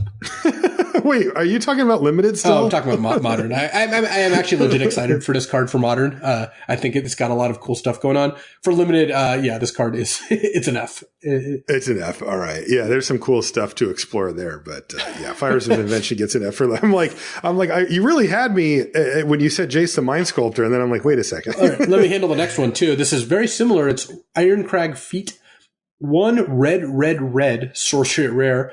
Adds 7 red mana. You can only cast 1 more spell this turn. Again, playing this into Karn Liberator or something like that is like pretty spicy, but we're not talking limited. This is also an F in limited. Yeah, easy F. What about Ironcrag Pyromancer, the next card? 2 and a red for a 0/4 human wizard at rare. Whenever you draw your second card each turn, Ironcrag Pyromancer deals 3 damage to any target. I like this one. Holy smokes. Wow. This is a really powerful card in its own right. You know, you do need to do some work to make it tick, but it's got that whole threat of activation thing going on. Can you imagine anything more depressing than your opponent going turn 3 Pyromancer and you're just looking at your hand, you don't have a removal spell, you're like, all right, I'll play my 3/3, go, and then you're just like, what do you expect to happen here? And what I expect to happen is them to play like a Tome Raider or an Opt or something on their next turn and just pick off my creature for free.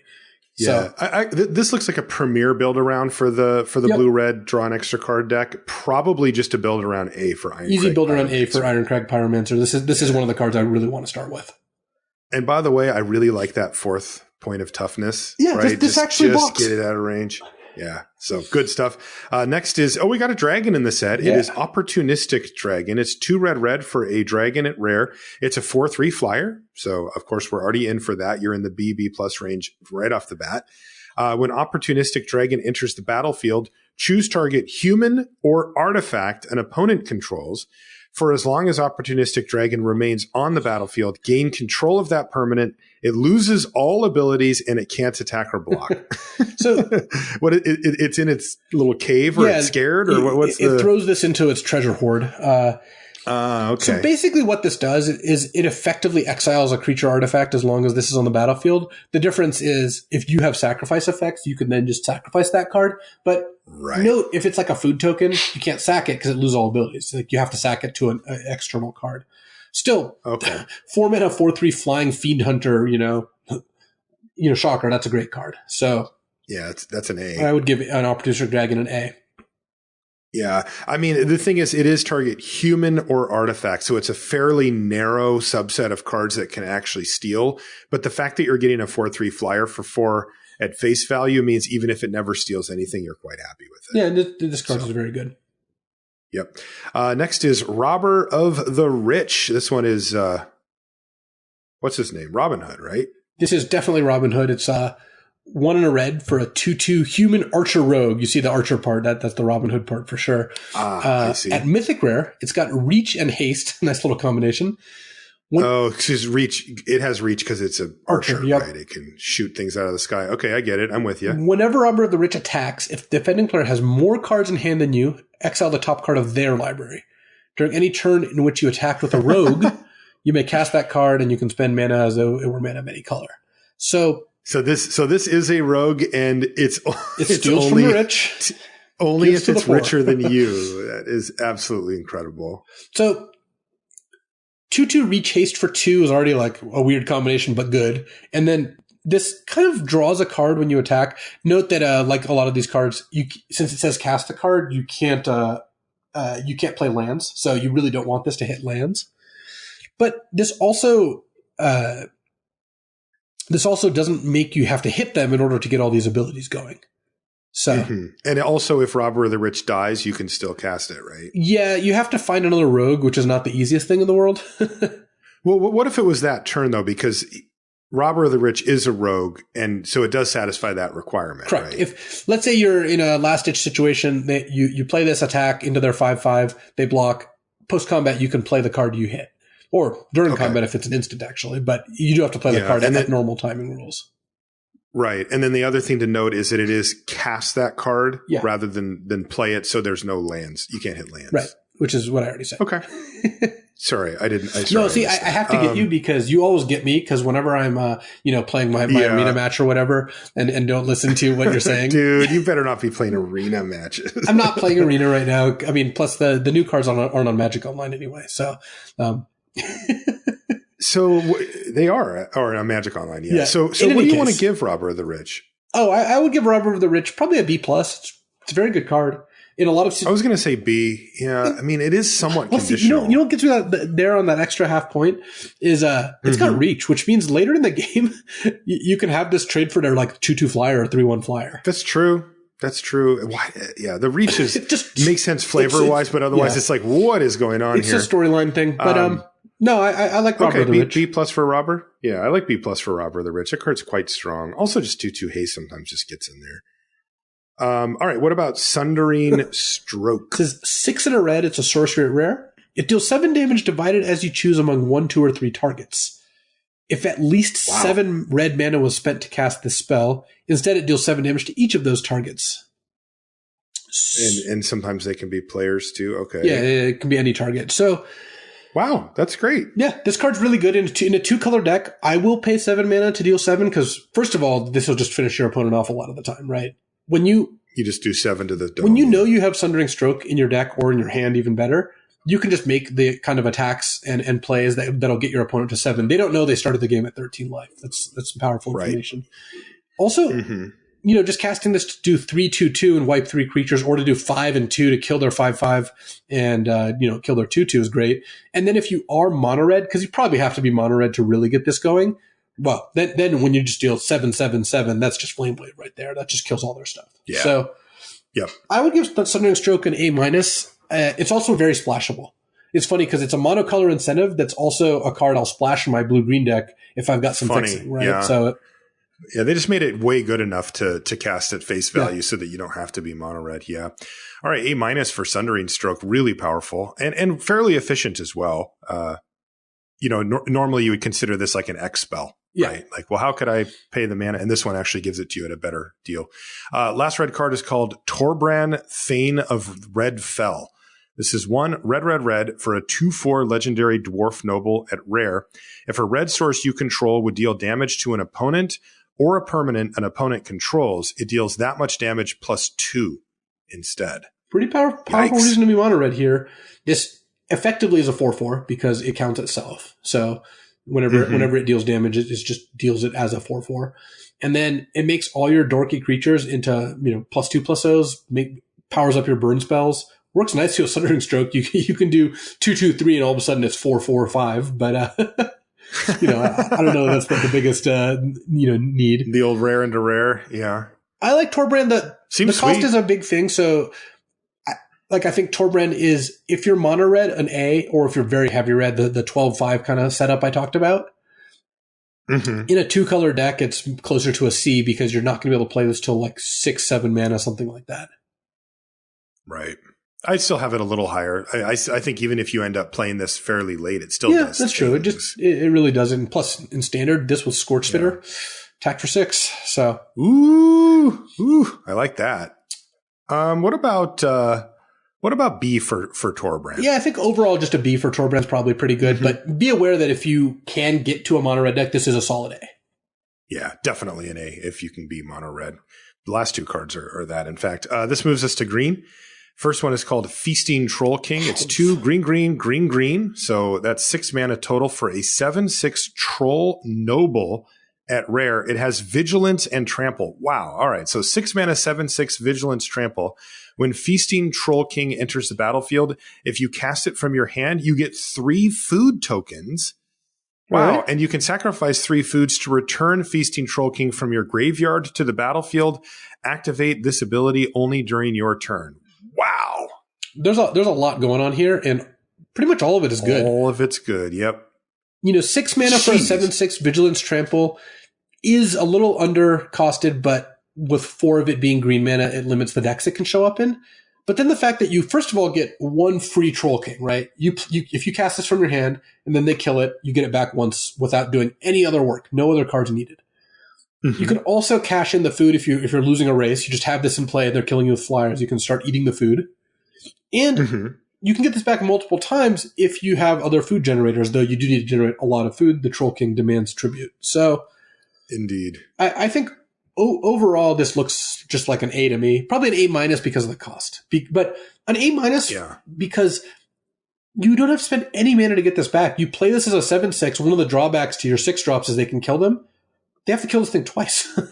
Yes, they do. And like you said, the fact that it's no mana means that you can, the next turn, just sacrifice the foods and you will have the mana to cast it again. Yeah. Well, you don't even have to cast it. It just goes into play. Oh, what? Return? Oh my God, it goes right to the battlefield? Okay, that's just completely ridiculous. So it means you can't set up a loop, because if you could cast it again, you'd get the food again. But what it does do is mean that you don't have to spend any mana. So you play this on turn 6, they kill it, then turn 7, you're like, play this and play some other 5-drop or something.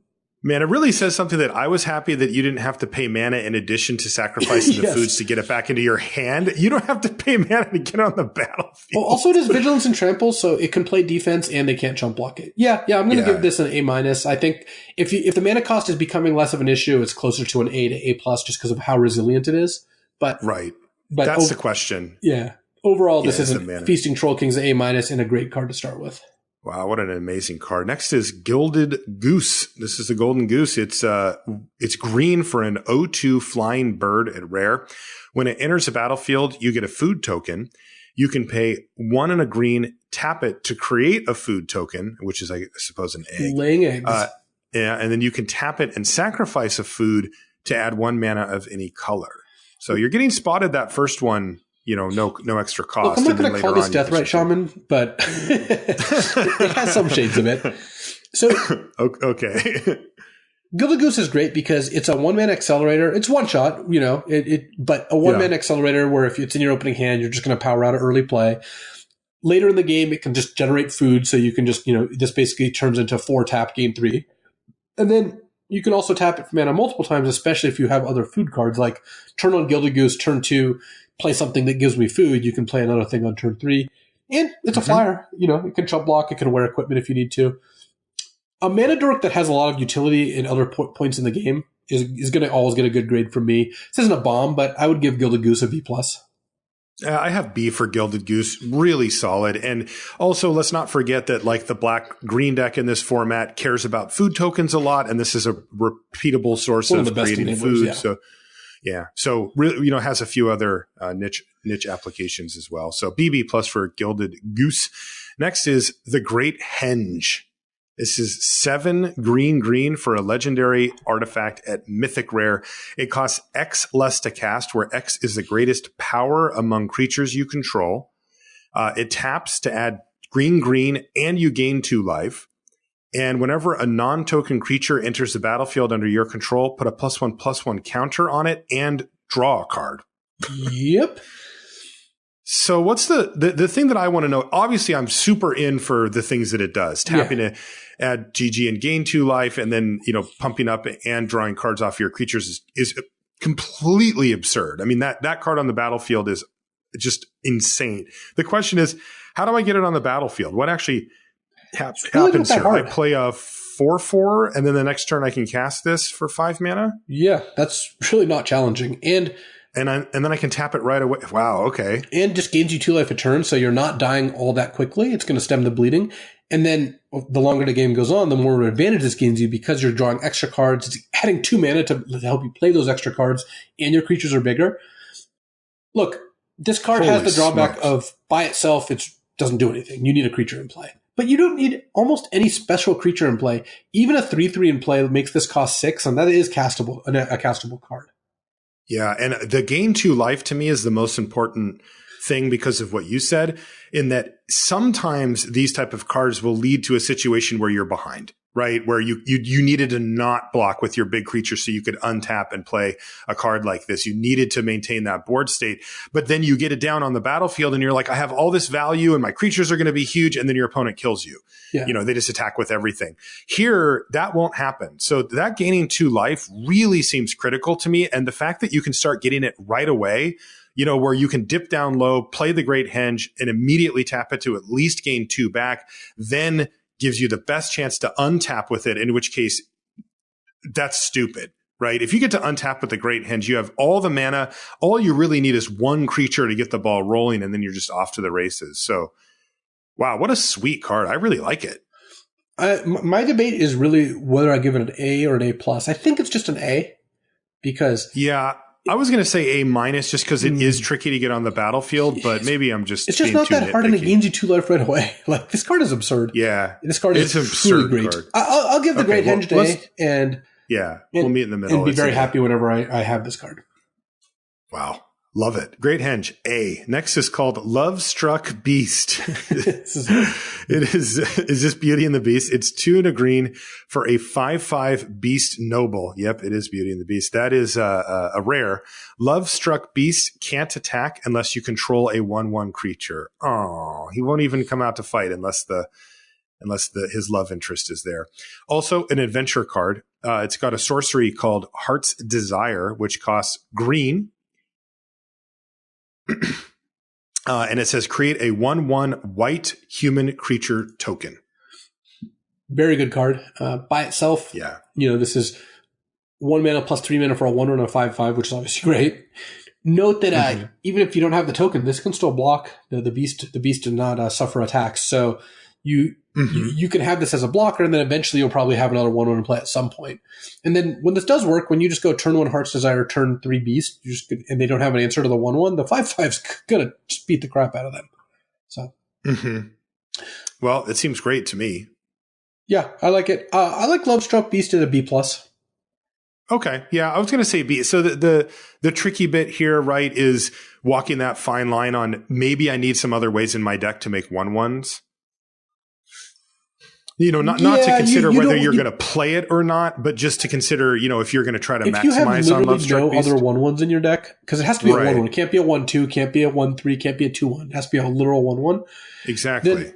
Then this card is a glorified wall a lot of the time if they just go after the 1/1. But it's still a 3 mana 5/5 wall is a card I would play a decent amount, and this is much, much, much better than that. So, yeah, agreed. And of course it comes with the 1/1. So I like B for Love Struck Beast myself. Yeah, that seems fine. B for Love Struck Beast.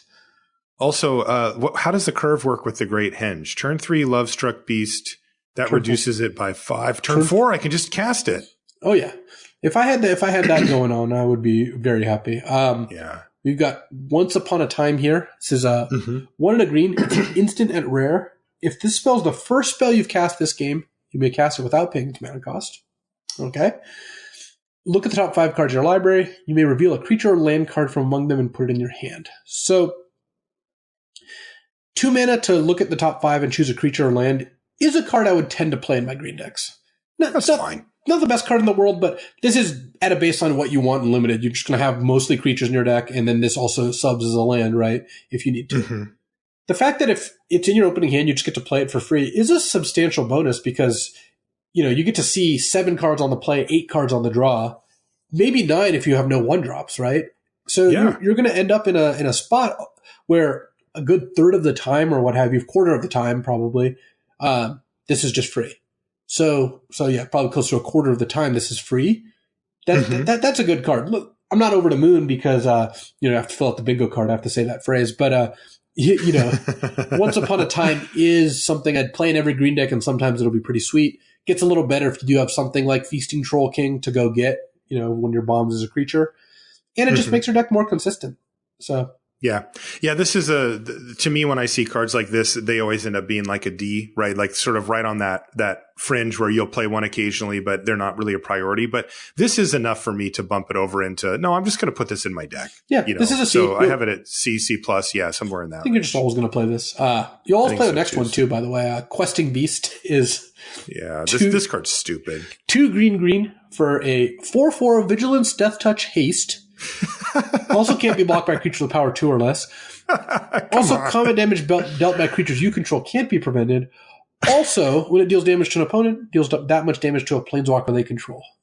All right, well, you could take 2 abilities off this at random, and it would still be very good because a 4-mana 4/4 is good. And then I think the biggest note here is that the damage can't be prevented clause does go over the top of protection. So if they have a protection from white creature in play, and you have this in play, and one of your white creatures deals damage, their creature still dies. If they block a white creature with their pro-white creature, it still dies because people are going to get stung by that one. Yeah, that's why I wanted to mention it. Because look, we don't have to go in depth here. This card just has a bunch of ridiculous abilities. You're going to play this, you're going to attack them, and it's going to be really good. So I would give Questing Beast an A. There's not really a whole lot else to talk about here. No, this is a classic pushed card, right? This is one where the designer said, all right, we want to take a card and really pump it up, and they did. Success. So A for Questing Beast. You got there. Yeah. What about Return of the Wild Speaker? It's 4 and a green. It's an instant rare. It says draw cards equal to the greatest power among non-human creatures you control, or non-human creatures you control get +3/+3 until end of turn. One thing I missed on my first reading of this is it's an instant. So you get to cast Overrun if you want, but your opponent doesn't know it's coming. So that is brutal. So even for that part alone, you would play this card, and you'd make sure that your deck doesn't have a ton of humans in it, because there are a lot of combats where you cast this card and you're going to win 2 to 3, individual combat interactions, or just kill your opponent. They're going to take an extra 9 damage. It also has a kind of the secondary case, because I think you're going to cast the +3/+3 most of the time, of drawing 4 to 6 cards if you've got some sort of big creature in play. Basically, as long as you have creatures in play, this card's good. If you're going wide, it's good. If you're going tall, it's good. Yep. That's a fine card. Well, more than fine. That's a good card. It's not one of the best cards, but it's a very good card. It just suffers from when you're behind, this card doesn't do a whole lot. So yeah, which is a real thing. But even if you start to look at like the really low case scenarios where like the biggest thing you have is a 2/2. Okay, fine. I get a couple of cards, or my non-human gets blocked for a trade, and I just use this as a really clunky combat trick. It's like, okay, fine. At least it's doing something, right? It's not like it's just 0, and I like that a lot. So, and in the high side, it wins you the game. Yeah, so you got that going for you too. I would say B- for Return of the Wild Speaker. There's enough flexibility and power here that it should be decent enough on most board states. The only time when it's total jank is when you're just getting. When you have nothing. I have it a bit higher than that. I think B+ is good for here, because really look at the quote unquote fail case of casting this with a 3/3 in play. That's still pretty good. That's still pretty good, yeah. And then all right, well, I'll go B then on Return of the Wild Speaker. Ooh, the big bad wolf is next. This is a Wicked Wolf. It's 2 green for a 3/3 wolf at rare. When it enters the battlefield, it fights up to 1 target creature you don't control. Good start. Also has an ability, sacrifice a food, put a +1/+1 counter on Wicked Wolf. It gains indestructible until end of turn, tap it. It's like us, we we have to lay down for a while. You have to take a nap after you eat your food. So clearly the combo here is you play this, you target their 4/4. In response, you sack a food that you have to generate somewhere else. This does not generate its own food. And then it kills their creature and survives. Also, by itself, it can just eat one of their 2/2s. So this card, really, really not a bad card at all. I mean, you don't have to do any work to make it a good card. And then if you do some work, it's a great card, because once you start enabling it with food, this becomes really, really savage. So I would give Wicked Wolf an A-. Yeah, I think A- is where you want to be, particularly in the food deck. Yeah, in the food deck, it goes up in value, because you can even do something like sack 2 or 3 food if you really need to kill something big. Oh, wow, you can, can't you? Yeah. Just get a bunch of counters on it. Okay, cool. What about Wildborn Preserver? It's an elf riding a fox here. It's 1 and a green for a 2/2 flash reach elf archer at rare. Okay, a lot of abilities on these cards. Whenever another non-human creature enters the battlefield under your control, you may pay X. When you do, put X +1/+1 counters on Wildborn Preserver. Wow, this card is a really powerful card, because 2 mana 2/2 flash reach. Sure, you'd always play that. You wouldn't be that excited, but imagine you play this and then you have 5 or 6 mana. You play a 2-drop and you spend 3 mana, and this is just a 5/5 forever. Yeah, that's insane. And also just allows you to be very efficient where if you're playing anything off curve, you can just dump any extra mana that you have into Wildborn Preserver. Again, non-humans. So it is a little bit restricting, but still. A little bit of a build around, but it's really not that hard to end up non-humans.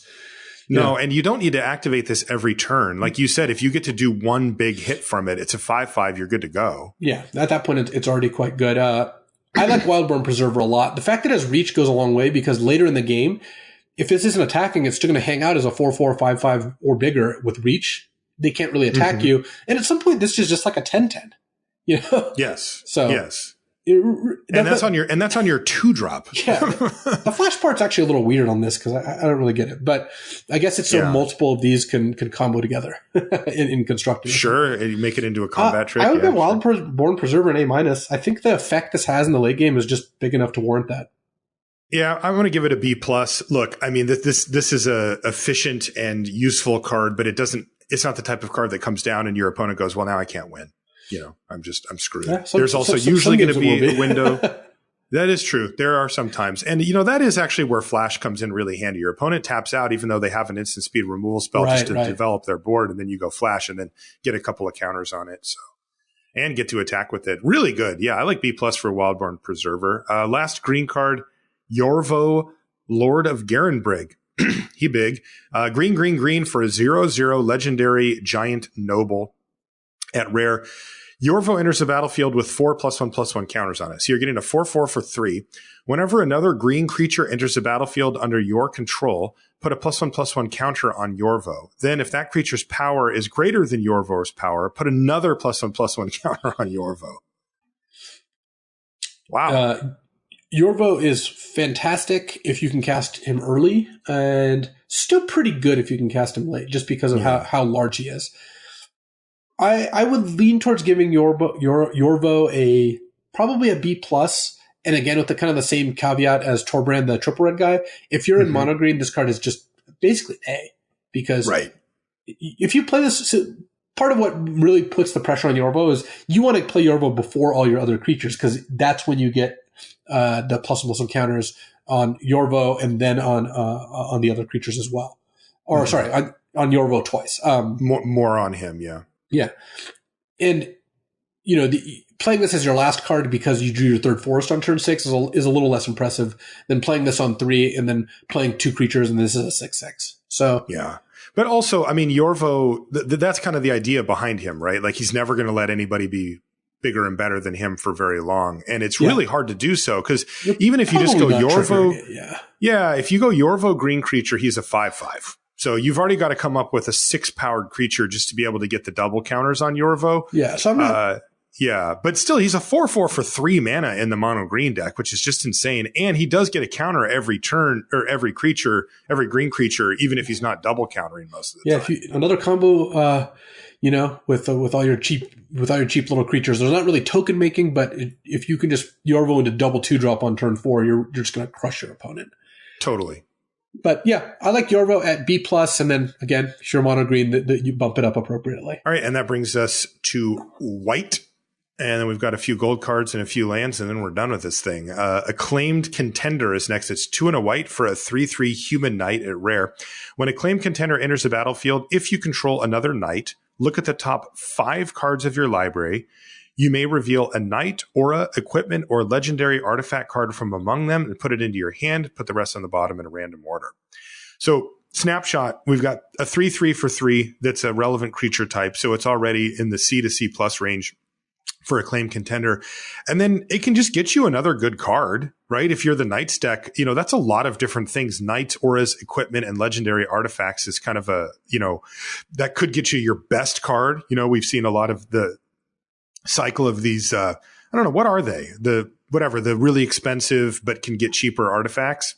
Yeah, they're just they're like the relics of the realm or whatever, you want to call them. Yeah. Those things, right? You can dig one of those up if you happen to have one in your deck, which is pretty good. But, mainly you can reveal a knight, right? And if you're the Knights deck and you play a knight, have a knight, and get another knight off of this, that's really good.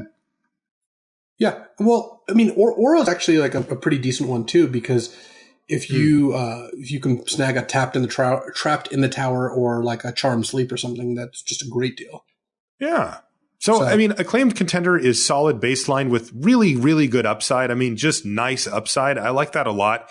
In the Knights deck, this thing is going to play out, close to an A, like an A minus, B plus type range. I would give it a B on average because you're not always going to have another Knight on the battlefield. And if that's the case, you're just getting the decent stats on a decent creature, You really do need to trigger it to make it into that upper echelon. I would lean towards more like B plus, just because I don't think it's going to be that hard to trigger this thing. And then it's a 3-mana 3/3, which kind of pays for itself in a lot of ways where you're not going to feel too bad if you miss. And I think you're going to hit most of the times, or at least trigger it most of the time. You won't always hit, but yeah, there you go. So B to B plus for Acclaimed Contender, really solid card. Next is Charming Prince. This is 1 and a white for a 2/2 human noble at rare. When Charming Prince enters the battlefield, choose 1. You can scry 2. Nice. Gain 3 life. Well, when you need that, you need that. Yeah. Exile another target creature you own. Return it to the battlefield under your control at the beginning of the next end step. Okay. This is classic, flexibility equals power, where any creature with like one of these abilities you would say is playable. The fact that you get to choose which one you want makes this quite a bit better than that. Just most of the time you're going to scry. Then sometimes you're going to gain the 3 if you're behind. And then if you have a good enters the battlefield effect creature, well, might as well just flicker it with the 3rd ability and get your value. So I think overall this makes Charming Prince a B. Just really solid bit of value here. Yeah, lots to do and something that will be relevant at each stage. So a B for Charming Prince. Next is the Circle of Loyalty. In fact, this is a legendary artifact in that cycle we were just talking about, but this time for white. It's 4 white for a mythic rare legendary artifact. It costs 1 less to cast for each Knight you control. So really pushing the Knight theme here. Creatures you control get +1/+1. Good. Whenever you cast a legendary spell, create a 2/2 white Knight creature token with Vigilance. And then it has an activated ability, 3 and a white, tap it, create a 2/2 white Knight creature token with Vigilance. Yeah, that's a lot of action. I mean, that is basically great if you are not playing Knights, and really, really good if you're playing Knights. Because if you're not playing Knights, paying 6 mana to give your whole team +1/+1, that's solid, not the best, but it has an activated ability that just makes 3/3s, because with the bonus, they will be a 3/3. Right. I mean, that's a lot, and it's really not hard to have some Knights in play, even in a deck that's not dedicated Knights. So the question is, this one does seem to be tough, though, to get that mana cost down consistently. Like, even if you have 1 or 2, then you're in business, right? If you have 2 Knights, then it's only 4 mana to cast this, and that is just an insanely good deal for what you're getting. At the full 6, it is a bit much, though. Yeah, I think at 6, it's a little below the curve, but still a very powerful effect. And then at 4, it's just fantastic. And at 5, it's just very solid too. So yeah, agreed. Yeah, this card's extremely powerful. It gives you the late game easily. I mean, 4 mana to make a 3/3 Vigilance creature every turn is just dumb. And there are some uncommon legendaries in the set. There's the Cycle of Serves. So oh yeah, true. You're going to randomly get a 3/3 when you cast one of those too some of the time. Nice. So I would give Circle of Loyalty an A-. I'm thinking. Is it between B plus A-? Because it is. Yeah, I'm not going up to A for it. It's an A-. I think that I think you're right. Even the times when you're behind and this card rots in your hand are outweighed by how many games this will just by itself make such a big impact. Yeah, you're totally right. I'm on A- for the Circle of Loyalty. Next is Giant Killer. Oh no, it's white for a human peasant. It's a 1/2 that has 1 and a white, tap it, tap target creature. So this is a rare tapper, and it's powerful. That isn't insane, right? Like back in the day, you just had tap target creature. Then they added white mana to it. Now it's 1 and a white. And even at rare, it's still 2 mana tap it to tap a creature. Not a great deal, but it also is an adventure. It has Chop Down, which is 2 and a white for an instant. Destroy target creature with power 4 or greater.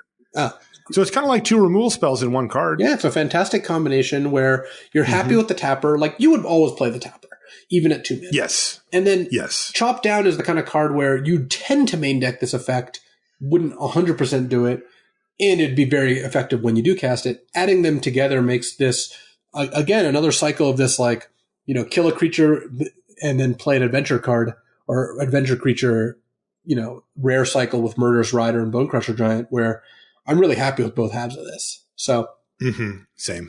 Basically, chop down's not always going to be good, so you're not always going to get to cast it. But in the effect that it's not, you just cast the Giant Killer and you're still pretty happy. So. And it's fine. Yeah, I think I like B for Giant Killer. I like B. Either half is not soul-crushingly amazing. Correct. But the flexibility matters, and they're both playable. So I like B for Giant Killer. I'm actually giving it a B+. I think it's a little better. But B+? Whatever. Okay. I don't know. Dude, 2 mana is a lot. Yeah, That's a big tax. Like, that is not a great card. Sure, but if it in was the middle to late one game, and a white, you can one, just two. afford it. So. Yes, you can. It's true. I still think it's good. So we're close on it anyway. Next is Happily Ever After. It's 2 and a white for an enchantment at rare. When Happily Ever After enters the battlefield, each player gains 5 life and draws a card. So it's kind of fun for everybody. At the beginning of your upkeep, if there are 5 colors among permanents you control, there are 6 or more card types among permanents you control and or cards in your graveyard, and your life total is greater than or equal to your starting life total, you win the game. That is absurd. Come on. Stone F, the getting both players 5 life in a card is not a good use of 3 mana, and you're never ever going to hit the other part. So right, it's also a fallacy, right? Like, it's not like both players are even. You're down a card. You're down a card. you ended up being even. They ended up being up a card. Screw that. So, yeah, F for Happily Ever After. We will not be living Happily Ever After. Not if we have anything to say about it. No. Next is Harmonious Archon, which is like super Elmer. Look at the antlers on that guy. 4 white. Yeah, 4 white for a 4/5 flying Archon at Mythic rare. Non-Archon creatures have base power and toughness 3/3, which is effectively everything, right? Yeah, it's everything but itself, and that includes the 2/1/1s it makes. So read that part. So if they can't get rid of the Archon, this is just making it a hill giant world. Everything else is a 3/3. Yeah, because when it enters the battlefield, you get 2/1/1 white human creature tokens, right, which end up being 3/3s. So one thing that's kind of interesting about this is it doesn't take away the abilities. So creatures will still have flying, first strike, trample, whatever. And then any creature with a +1/+1 counter is actually going to be above the curve. It'll be like a 4/4. So, but it just leads you to basically, unless there's first strike or something, it just leads you to just count up how many things you have because they're all the same now. Yeah. 6 mana, 4/5 plus 2/3 is obviously insane. Yeah, with flying on the big guy too. Yeah. If they kill this, you are left with just 2/1/1s because they get smaller again. But that's not a reason for this not to be great. It's just a fantastic card. It's just so much power and toughness. And on balance, I think it does actually make their average creature better, or at least it's like pretty close to neutral. So it's not like you're not like negating a bunch of their stuff, but it's still going to have a pretty dramatic effect on the board one way or the other. Right. And remember, making their creatures better is relative to yours, and they're all the same. So, true. Yeah. By the way, the flavor text is great. First among equals. Yes. All I know is what it makes me look at are things like flying, first strike, +1/+1 counters, right? Things also token generation. Tokens, yeah. If they just have more of them, then that matters too. While it is relative, if your creatures are cheaper or you're casting, 3 mana, make 2/1/1s. That's a lot better because you're just getting and then the Archon though becomes the really important card because it can just block literal anything on the other side of the board without counters on it. Yeah, I would give Archon an A. Me too. It's just going to be very good. It's very good when you're behind. Very good when you're ahead. It's 10 power and 11 toughness. Yeah, and if they don't have an answer to this, you just win. If they do, you still are up ahead. So Harmonious Archon gets an A. What about Hushbringer? This is. Well, first of all, the art I find really weird. It's very photorealistic. Yeah, so I don't know what's going on with that. But anyway, 1 and a white, 1/2 fairy at rare, flying lifelink. Creatures entering the battlefield or dying don't cause abilities to trigger. Wow, the full fun police. I like this a little more than something like Tocatli Honor Guard, which we saw a couple sets ago, because a 1/2 flying lifelink for 2 is actually just like a decent deal. Not a great deal, but a decent one. It's going to annoy your opponent, good with equipment, that sort of thing. And then the second ability, if it doesn't affect your deck, on balance, it's going to be good because your opponent's probably going to have 2 to 3 cards that it affects. But I think a lot of decks are going to have other cards that matter here. One thing to note that's kind of funny is all the adventure cards kind of play like enter the battlefield effects, but they aren't. They're just two different spells. Oh, sure. So she doesn't mess with those. Yeah, this doesn't stop Murderous Rider from doing its murderous riding. You know, it gets to kill a creature and then come into play. I'm not like I don't hate this card, but I'm not super high on it. I think it's just a C. Yeah. I would tend to play. It seems like a C, and then but really, if I had a lot of enters the battlefield or die stuff, I don't want it. I mean, it shuts off mine too. So no, there will definitely be decks where you will just not play it. Yeah. But so C for Hushbringer, but be careful. Don't let it do more damage to you than it does to your opponent as far as that static ability goes. Next is Linden, the Steadfast Queen. She's white for a 3/3 legendary human noble at rare. She's got vigilance, and whenever a white creature you control attacks, you gain a life. Okay. This is not one of those monocolored payoffs I'm really high on, and it's especially not one of the cards I'll want to play outside of monocolor. Right. That's kind of the dividing line. Like we were both like, look, if you can make like Torbrand, Thane of Red Veil work in your not mono red deck, then you should try to do so. Here, not so much. Just for mono white. Yeah. If you're mono white, this is a B because it's a 3/3 vigilance for 3 with upside. If you're not mono white, it's like a D. Yeah. It's just not worth the effort to cast. Yeah. No, 3/3 vigilance isn't enough stats for that, and then the life gain is marginal. Next card is called Realm Cloaked Giant. What is he wearing the ground? So Realm Cloaked Giant is in fact cloaked in the realm. You can see all the mountains and stuff on him. He's like one of those, creator myths where you have like the giant turtle everyone's on. It's 5 white for a 7/7 vigilance at Mythic Rare. So big. All right. There's more to this story. It also has an adventure called Cast Off. It's him shrugging off the cloak and everyone dying. 3 white sorcery. Destroy all non-giant creatures. Oh, funny. So it's a sweeper and then gives you a win condition for later. Oh, yeah. The animation on Arena is this giant hand coming and scooping everything up. Oh, that's great. That's fantastic. Cool. All right. I mean, this card's amazing. Absurd. It's a wrath so 3 white destroy all non-giant creatures. Just a card you'd put in your deck and try to build around as best you could, And the fact that it comes with a 7/7 vigilance for 7, which is exactly what you want after you swap the board and you have enough time to play it now. It's just exactly, what you're looking for. Good with bounce. Good if you can get this back. You can just wrath 3 times in the same game if you're playing black-white and have a bunch of raised heads. Yeah. And also, you're more likely than your opponent to have giants in your deck because you're aware of this card and there are giants in these colors, Well, it's interesting because the Realm Cloaked Giant is the only white giant, but in red and green, there are 5 others.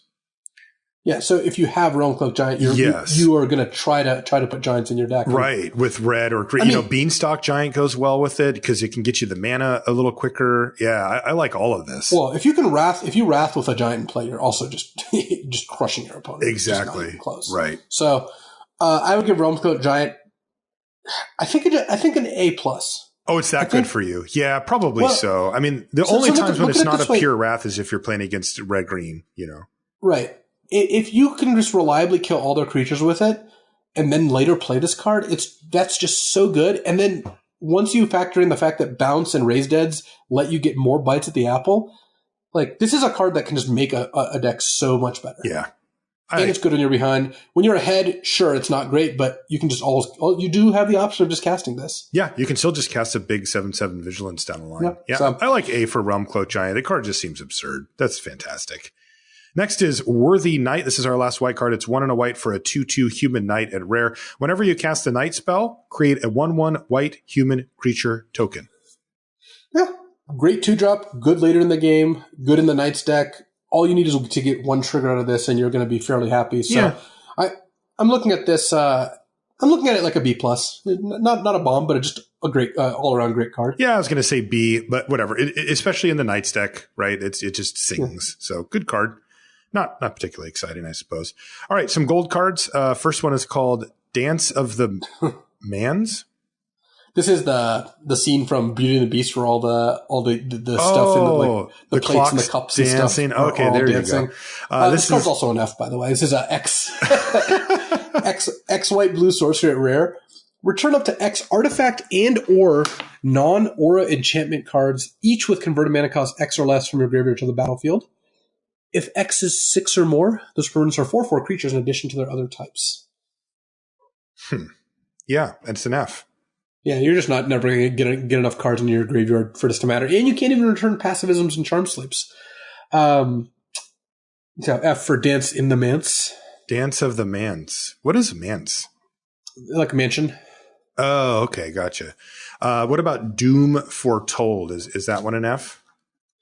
Doom Foretold is not an F, but it is not the best of them. So Doom Foretold is a enchantment for 2 white/black. It's a rare. At the beginning of each player's upkeep, that player sacrifices a non-land, non-token permanent. If the player can't, they discard a card, they lose 2 life, you draw a card, you gain 2 life, you create a 2/2 white knight with vigilance, and you sack Doom Foretold. So it kind of goes off. So note that this is for both players. Right.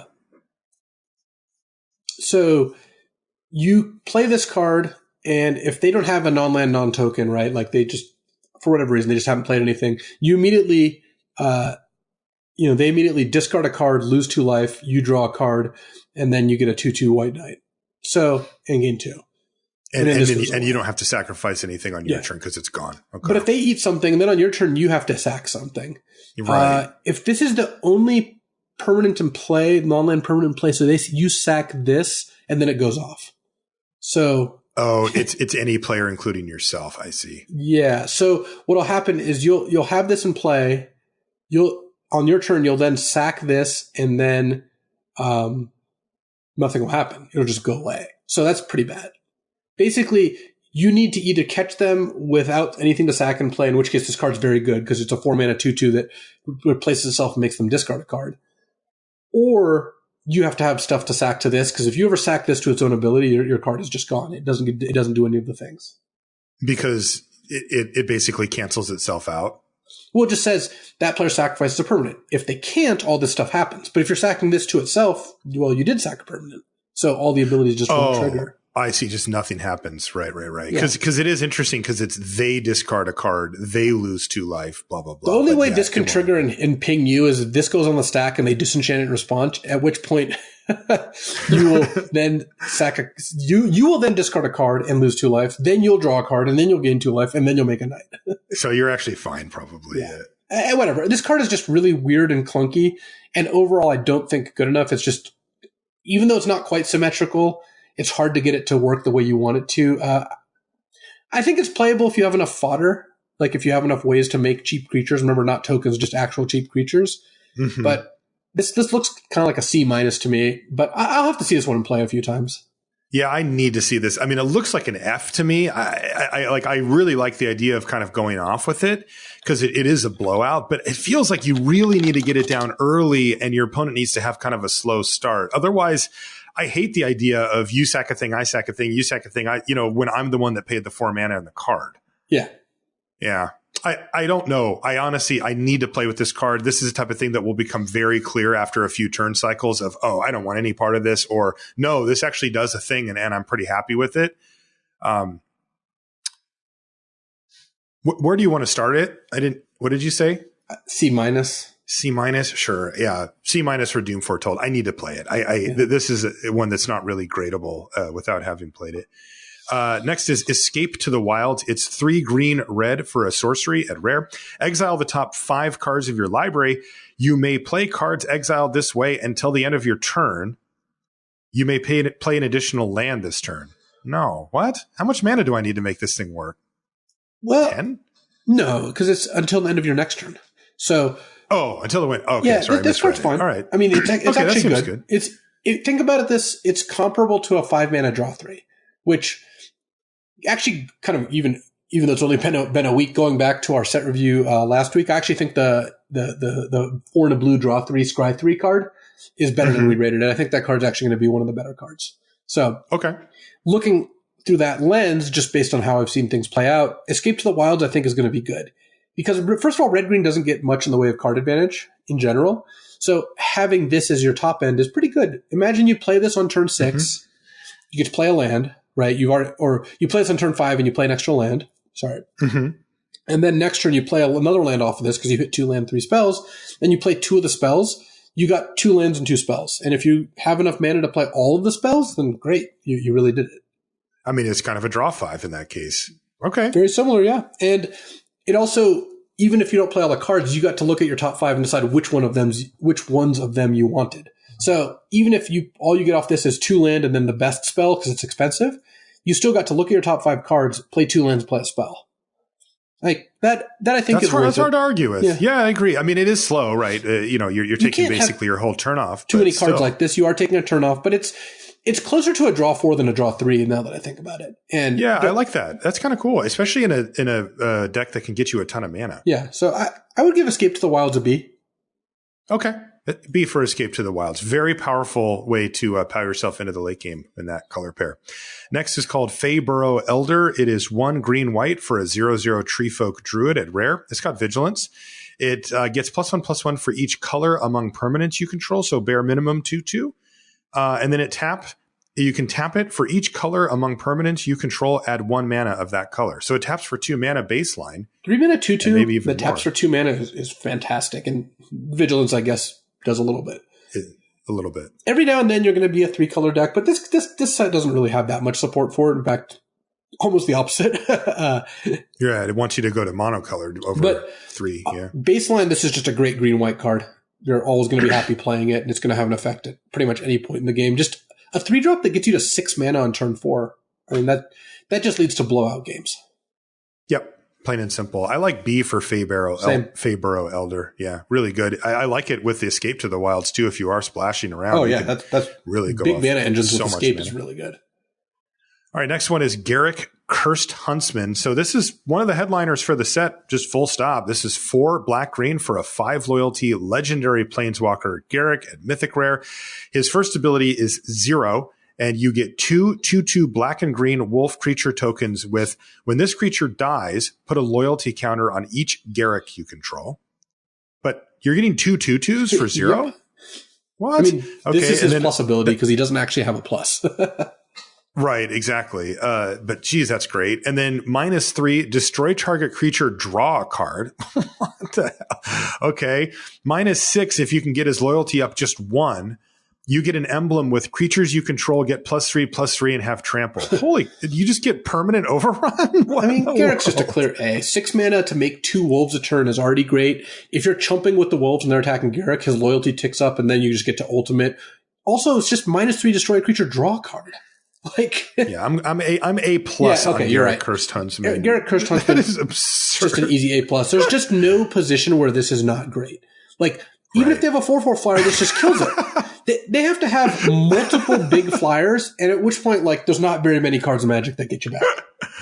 I just keep reading it, and it's just getting more and more absurd. What a crazy card! I guess if it's going to be the headliner that Garrick's back, well, I guess you want him to come back with a vengeance. So there you go, Garrick, Cursed Huntsman, A plus. Come on, man. Lochmere Serpent is 4 blue-black for a 7/7 Serpent with Flash at rare. 6 mana, 7/7 Flash. Okay. And it's got 3 activated abilities. You can pay blue and sacrifice an island to have it be unblockable. This turn, you can pay black and sacrifice a swamp to gain 1 life and draw a card. Or you can pay blue-black and exile, you can play blue-black, exile 5 target cards from an opponent's graveyard, return Lochmere Serpent from your graveyard to your hand, activate this ability only time you could cast a sorcery. Well, that is completely absurd. 7/7 Flash is already a thing, and then you get to untap and start spending mana to either get it in for 7 and just win the game in 2 turns, or 3 at the most, or you can tap and sack a swamp to gain a life and draw a card, and you've already got 6 mana, so that might be something that you want to do anyway. And then, of course, it can come back. This card's awesome. This is a sweet card. Also, you can get some really nice value by flashing in combat with, it's a 7/7 to eat up whatever their biggest attacker is, and then start going to town with the activated ability too. So I really like Lochmere Serpent. This card seems fantastic to me. Oh yeah, I mean, it's the typical card where every ability is a bonus. A 6 mana 7/7 Flash is already something that you're going to be pretty happy about, because it's just going to ambush something, and then it's just like, okay, well, it's also unblockable if you need to kill them. Oh, it also lets you cycle all your swamps into life and cards. Yeah. Oh, if that's not enough, you can also just get it back in the late game. Right. Yeah, I actually like A for Lochmere Serpent. It's a big top end finisher that we don't normally put a huge amount of emphasis on, but this thing kind of just covers all the bases, and I like it for that. I guess the only drawback is it is expensive. It's a 6-mana 7/7 that sometimes they'll just bounce or counter in it. Yeah. But it has flash. I mean, you can eat a creature. It's a 2-for-1 most of the time when you cast it, if your opponent's in combat at all. I like it at A for Lochmere Serpent. The card's just fantastic. What do you think? Yeah, do you like no argument for A. All right, next is Oko, Thief of Crowns. This is 1 green-blue for a 4 loyalty legendary planeswalker Oko at Mythic Rare, +2 create a food token. Interesting in that you're looking at a 3-mana planeswalker with 6 loyalty, although all you're getting out of it's a food token. But you can also +1, because there's 2 different pluses on Oko. Target artifact or creature loses all abilities and becomes a green elk creature with base power and toughness 3/3. This card's very good. So you make a food token, then the next turn you make it into a 3/3. Yeah, that's like just already. I'm not even talking about the last ability. Just +2 every turn goes to 6 loyalty, 8 loyalty. Pretty quickly. And then you can start every other turn, it makes a 3/3. It's like +1.5 loyalty, make a 3/3 every other turn. Yeah, that's fantastic. And then -5 is exchange control of target artifact or creature you control and target creature an opponent controls with power 3 or less. So you can't steal their biggest creature. You can't just take their 10/10. But what you can do is play this, plus it, and then if they play a 3/3, you just take it immediately. you just give them a food token and take it? That's just absurd. Yeah. This card is going to run away with the game early, and then even late, it's still very good because, first of all, you can play this and immediately make something into a 3/3 if you already have other stuff in play. And then second, you can play this and start ticking it up, and it's going to be really hard for them to kill it, and you're getting life as it's happening. Imagine if you're racing. You're just puts up to 6, attack for 3, attack it for 3, you gain 3 by sacking the food token in a turn, then it goes up to 5, you gain another 3, you've just gained 12, 15 life off Oko without having to worry too much about it. Yeah, I'm in for Oko. I'm definitely going to take it and play as many Okos as I can get my grubby little hands on. Yeah. So what do I want? Is Oko an A? Yes, Oko's an A. Well, okay. Here's the thing. When you draw Oko early, you just run away with the game because, imagine that scenario before where you just play this on 3, tick it up, and they don't have anything in play. They can't really even play a creature in that spot. They have to wait till they play a 4/4. And then late in the game, I think you can end up just ticking this up really quickly and getting a lot of value out of it. It just... all those possibilities together make it an A, even though, yes, sometimes when you draw this on turn 7, you'd rather it was like a really impactful 6-drop. It's still really good. Yeah. Okay. A for Oko, Thief of Crowns. What about Outlaw's Merriment? Who wants to party? This is 1 red, white for a mythic enchantment. At the beginning of your upkeep, choose 1 at random, so you can get out the dice. You get a red and white creature token that's either a 3/1 trample haste, 2/1 lifelink haste, or 1/2 haste, and when a creature enters the battlefield, deals 1 damage to any target. Sorry, they're also warrior, cleric, and rogue, respectively, all humans. Okay. So... no knights. No knights, critically. All humans, so kind of the worst of all tribal worlds. But, this card is just really good. Every turn you're getting value. And it doesn't matter which one you're getting, you're going to be pretty happy. Yes, some games will literally be a dice roll where you're like, if I get the 3/1 haste, they're dead. Otherwise, I'm going to lose. Or if I get the pinger, I can kill that flyer that's going to kill me. But look at the lifelink with haste. It just immediately, they all have haste, but lifelink with haste immediately gains you 2. Like the trample gets to hit them, the rogue gets to ping something. You're not ever unhappy with this scenario. And for 4 mana, getting this every single turn is just going to completely crush your opponent. Yeah, the only downside I can find, besides the fact that it's gold and a little tricky to cast, is that you don't get anything right away. You just have to say go. You don't have to wait a turn cycle. But that's fine. They also have haste, though, so you're still attacking them next turn with it. Yeah, I'm total, and it's every turn for the rest of the game with no more mana investment. I'm in for Outlaw's Merriment. That seems super sweet to me. And like you said, there's no bad deals here, so I like it. I would give it an A-. Like, I'm not quite Yeah, that's exactly where I was going to be. Yeah, great card, really sweet. Also, it's kind of fun. Get out the 6-sider and see what you get, because, like you said, there's going to be situations where one of them will win you the game, and the other two will lose you the game, which is kind of interesting. So A- for Outlaws Merriment. All right, our next card is the Royal Scions. This is 1 blue-red for a 5 loyalty legendary planeswalker, Will Rowan at Mythic. +1, draw a card, then discard a card. By the way, once again, really pushing the loyalty on these 3-mana walkers. For us limited players, these don't come up that often, but holy smokes, this is another one that ends up with 6 loyalty on 3. And also has 2 plus abilities like Oko. The other plus ability is target creature gets +2/+0 and gains first strike and trample until end of turn. And then the -8 is draw 4 cards. When you do, the Royal Scion deals damage to any target equal to the number of cards in your hand. Wow. A lot going on here. One of the keys, of course, if you're lucky enough to get the Royal Scions, is that they activate the first +1 draw card, then discard a card, triggers all of your blue-red, cares about drawing the second card each turn things right away, and every turn for the rest of the game. So that seems pretty good. It also finds you those things. And then if you just want to get your beat down on, you can +1 to give target creature +2/+0 and first strike and trample to just get the game over really quickly. Yeah, none of these things carry over to the next turn. This isn't one of those kind of planeswalkers. Yeah. So this is a pretty aggressive planeswalker, but the super high loyalty means it's a real threat to tick up to that 8. And if you -8, you're just going to win. You're going to draw 4 and then kill their best creature or just nug them for a bunch. Right. Yeah, I mean, Royal Scions, similar to Oko, just seems to be a solid A to me. These 3-mana walkers with all this loyalty are just absurd. I might give this one an A- because it has a lot less effect on the board. It defensively doesn't really do anything for quite a while if you're not able to do it, but still a very good card, I think. Okay. Quibbling over A versus A- is kind of irrelevant because you're going to first pick this if you see. That's right, and play it in any deck you can reasonably play it in. Next is Stormfist Crusader. This is black-red for a 2/2 human knight at rare. It's got Menace, and at the beginning of your upkeep, each player draws a card and loses 1 life. So a 2/2 Menace Knight is already good. That's a card you'd put in every deck. And black-red has a Knights thing going on. But what's up with at the beginning of your upkeep, each player draws a card and loses a life? Is that just even money? Well, like Rankle, you're a little ahead there because you've got a 2/2 Menace, you're attacking them. You also get the first shot at using the card because it's on your upkeep. Mm-hmm. But it's not.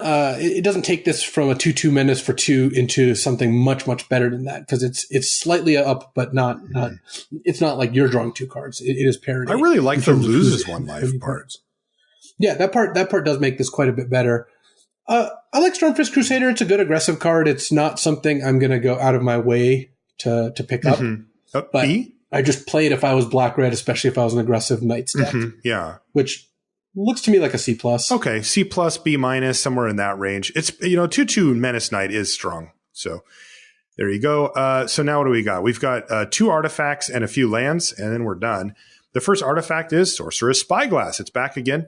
This is 2 mana for an artifact at rare. As it enters the battlefield, look at an opponent's hand and then choose any card name. Activated abilities of sources with the chosen name can't be activated unless they're mana abilities. This is a straight up sideboard card, but it's more an F than a sideboard card because it's pretty rare that they have a card that you just completely shuts down. They're not going to have like a planeswalker that often. Right. So, shutting down the activated ability on their creature still leaves them with a creature in play.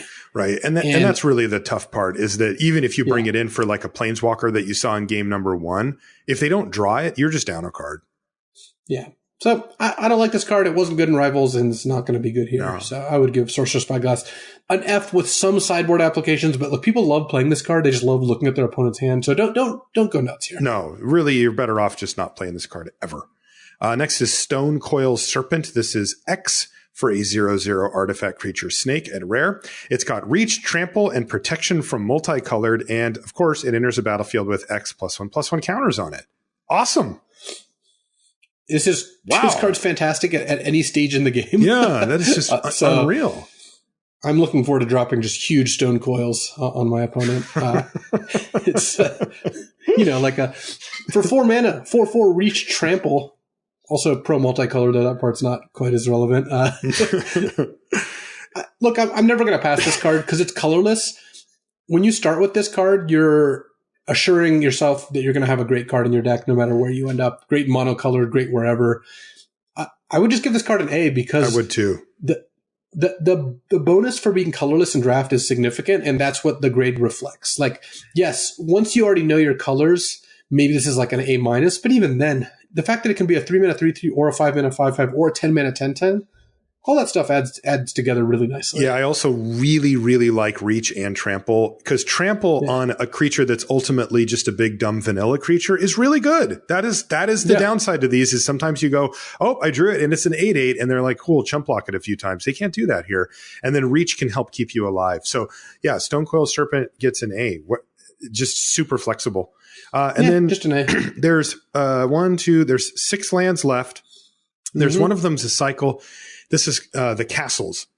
So each color got a castle. Castle Ardenvale is the white one.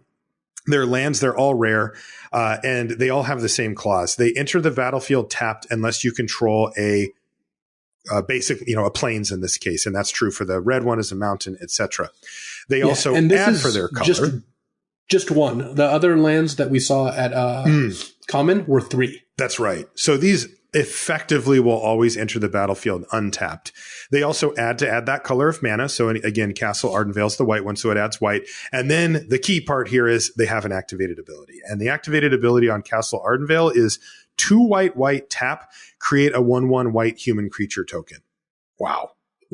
So kind of underpinning all of the land discussion is that this is an extra spell in your deck, effectively, because your land still taps for mana, still comes into play untapped, unless it's like the first planes you draw, essentially. In which case you don't care anyway. Well, I'm saying like if it's turn 1 and you put it into play tapped, it's like whatever. Right. But sometimes you'll draw a hand of 3 swamps, top deck Castle Ardenvale on turn 4, and actually it'll cost you. Okay, sure. But this, even though these effects in some cases are kind of minor, it still is free. It's an effect that was on a card that already justified itself. You have to play lands to play the game. Yeah. So, I think Castle Ardenvale is an A minus, and that reflects where the slot it doesn't take up in your deck, the fact that it's just like a free bonus, the fact that if you get flooded, this protects you, and if you're not flooded, great, you just cast all your spells and ignore the ability. Yeah. These cards are the free roll nature of these cards inflates their grades a lot. I like B plus on Castle Ardenvale. A minus I think is justifiable as well. And you'll see that these ones, most of them have things that are like this. And in fact, this one's one of the better ones. Castle Embereth is the red one, so all the same clauses. Its activated ability, though, is 1 red, tap it. Creatures you control get +1/+0 until end of turn. I like this a lot less because Castle Ardenvale is great if you're running out of stuff to do and you want to make some tokens, build up a force. This really only works if you have your own creatures in play, and even then it's a somewhat minor ability. So look, don't get me wrong. I'd always play this card, but it's more like a C plus than a B or an A. And still fine, yeah. The green one is called Castle Garenbrig, and its activated ability is 2 GG, tap it, add 6 green mana. Spend this mana only to cast creature spells or activate abilities of creatures. I like this. It's not often going to speed you up because you have to exactly draw this, have it ready on turn 5, and have a 6-drop. But being able to just get an extra mana out of your land when you're just casting creatures is good because sometimes on like turn 7 or 8, you're going to use this, get +1 mana, and then play 2 creatures. Yeah. You're gonna get some good value out of that. So I would give it a B minus just because of how free it is. Yeah, I like C plus for Castle Garenbrig. Again, it's hard to really take super great advantage of it, but it's good. Next is Castle Lochthwain. This is the black one.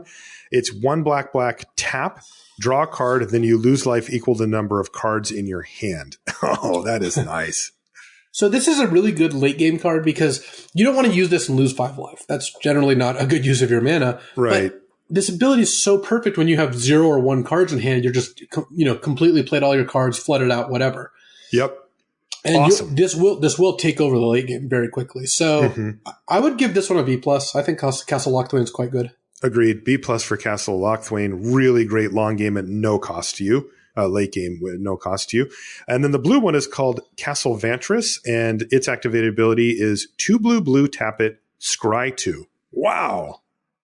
That's expensive. But still, scry 2 in the late game is really powerful. Yeah, this is similar to Castle Locthwain, where you're not losing life, you're not up on cards, but with this out, I think the play pattern is often going to be you use this at the end of their turn or on your turn, whatever.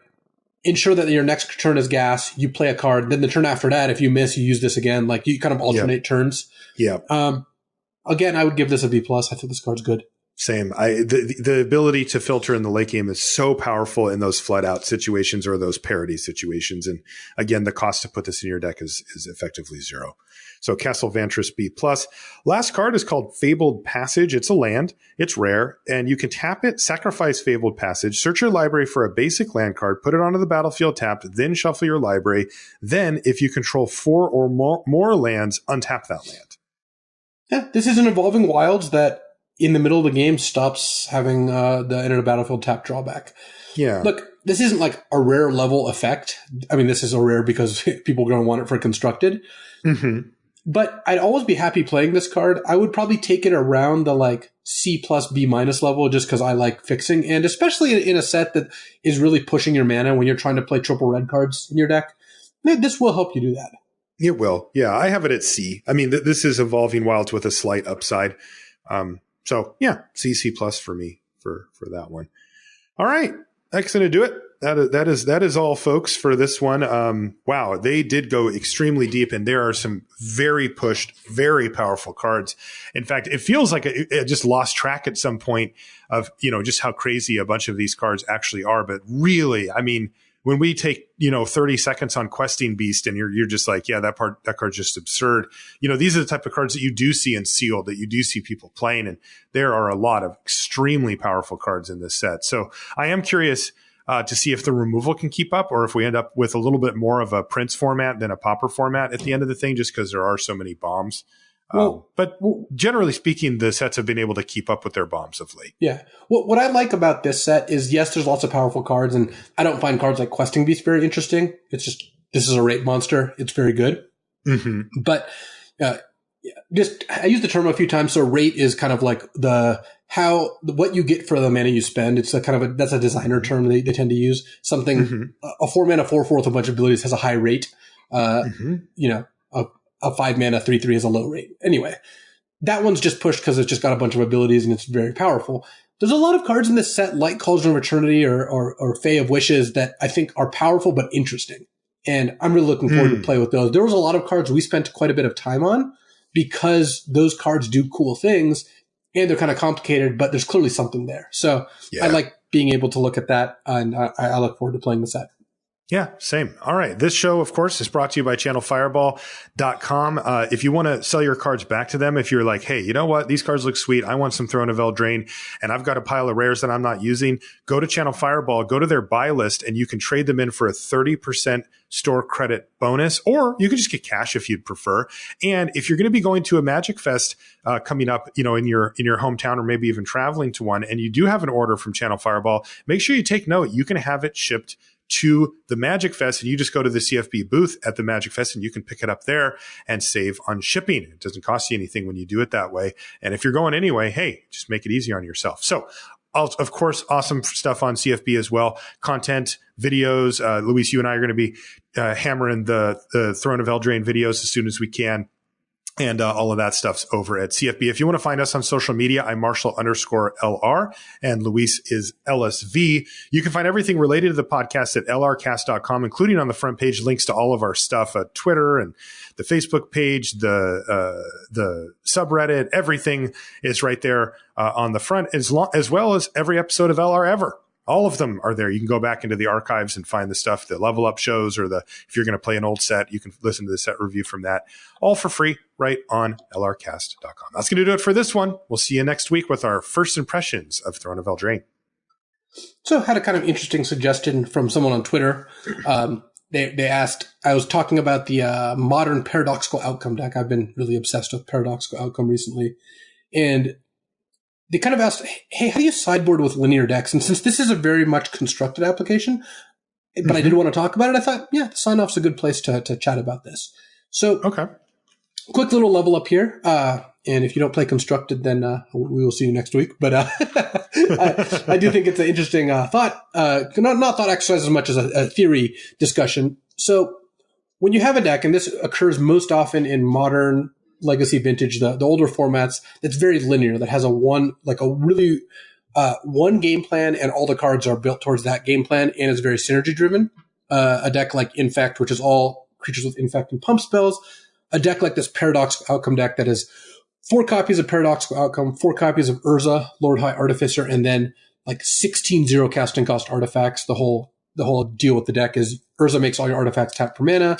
You play them all, tap them all for mana, use Outcome, return them all, and then every time you play an artifact, you get a 1/1 from like cards like Sai, Master Thopterist, or Saheeli. Mm-hmm. So the question is, how do you sideboard with these decks? Because they're built around this specific game plan. And there's 2 routes to sideboard that I think are effective. One is what this deck is doing. And for reference, the sideboard that I'm talking about here is having 2 copies of Tezzeret, Agent of Bolas, the blue-black Planeswalker, 2 copies of Teferi Time Raveler, and then cards like Fatal Push and Thoughtseize, or counterspells like Ceremonious Rejection or Negate.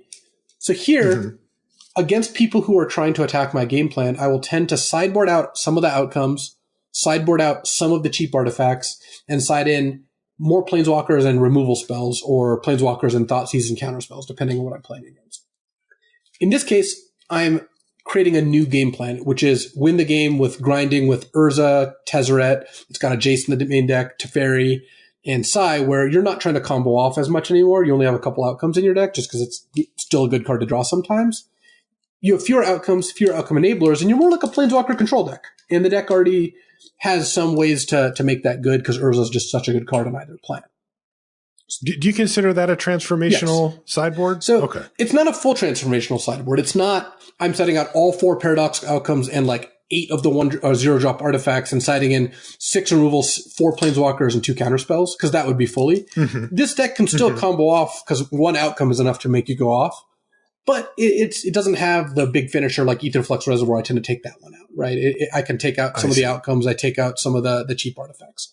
But it is trying to now win the game with Planeswalkers a lot of the time, too, because there's some pretty pushed cards that'll give you an advantage.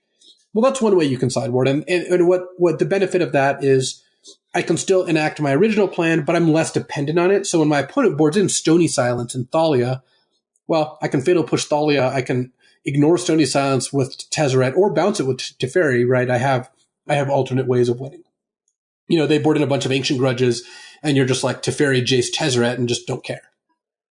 Right. So sometimes that doesn't work. Switching decks here, if you're talking about something like the Gristlebrand Neoform Allosaurus Rider deck, that deck's super laser focused. All it does is play Allosaurus Rider, sack to Neoform, get Gristlebrand, right? That deck can't effectively have a transformational sideboard. At least I haven't seen a good one. So when that deck sideboards, it's looking to cut 3, maybe 4 cards max and bring in whatever the most effective disruption is to what your opponent's trying to stop you with. So it's just going to bring in a couple Spell Pierces. Or if you expect Grafdigger's Cage, just a couple Oxidizes. That's it. Like, it's not trying to go deep, because every time you take out a combo piece, the whole deck does get worse. And some decks just can't switch plans. So when you're playing these linear decks, the biggest mistake you can make is board in 6 or 7 cards but not switch game plans, and just end up with a weaker version of whatever you're doing in game 1. Mm-hmm. So it's tricky, and it's going to depend deck to deck, but those are the 2 main places that these linear decks tend to sideboard, and I always think it's interesting. I, of course, love transformational sideboards because you feel very clever and it's very fun. Oh, yeah. But, I think that there is room for both kinds. And in this particular deck, I've had success with without being transformational, but I think that you could certainly make the argument with being a transformational sideboard, but you could certainly make the argument that it's better just to try to keep your initial game plan and just hope to draw exactly 1 piece of disruption.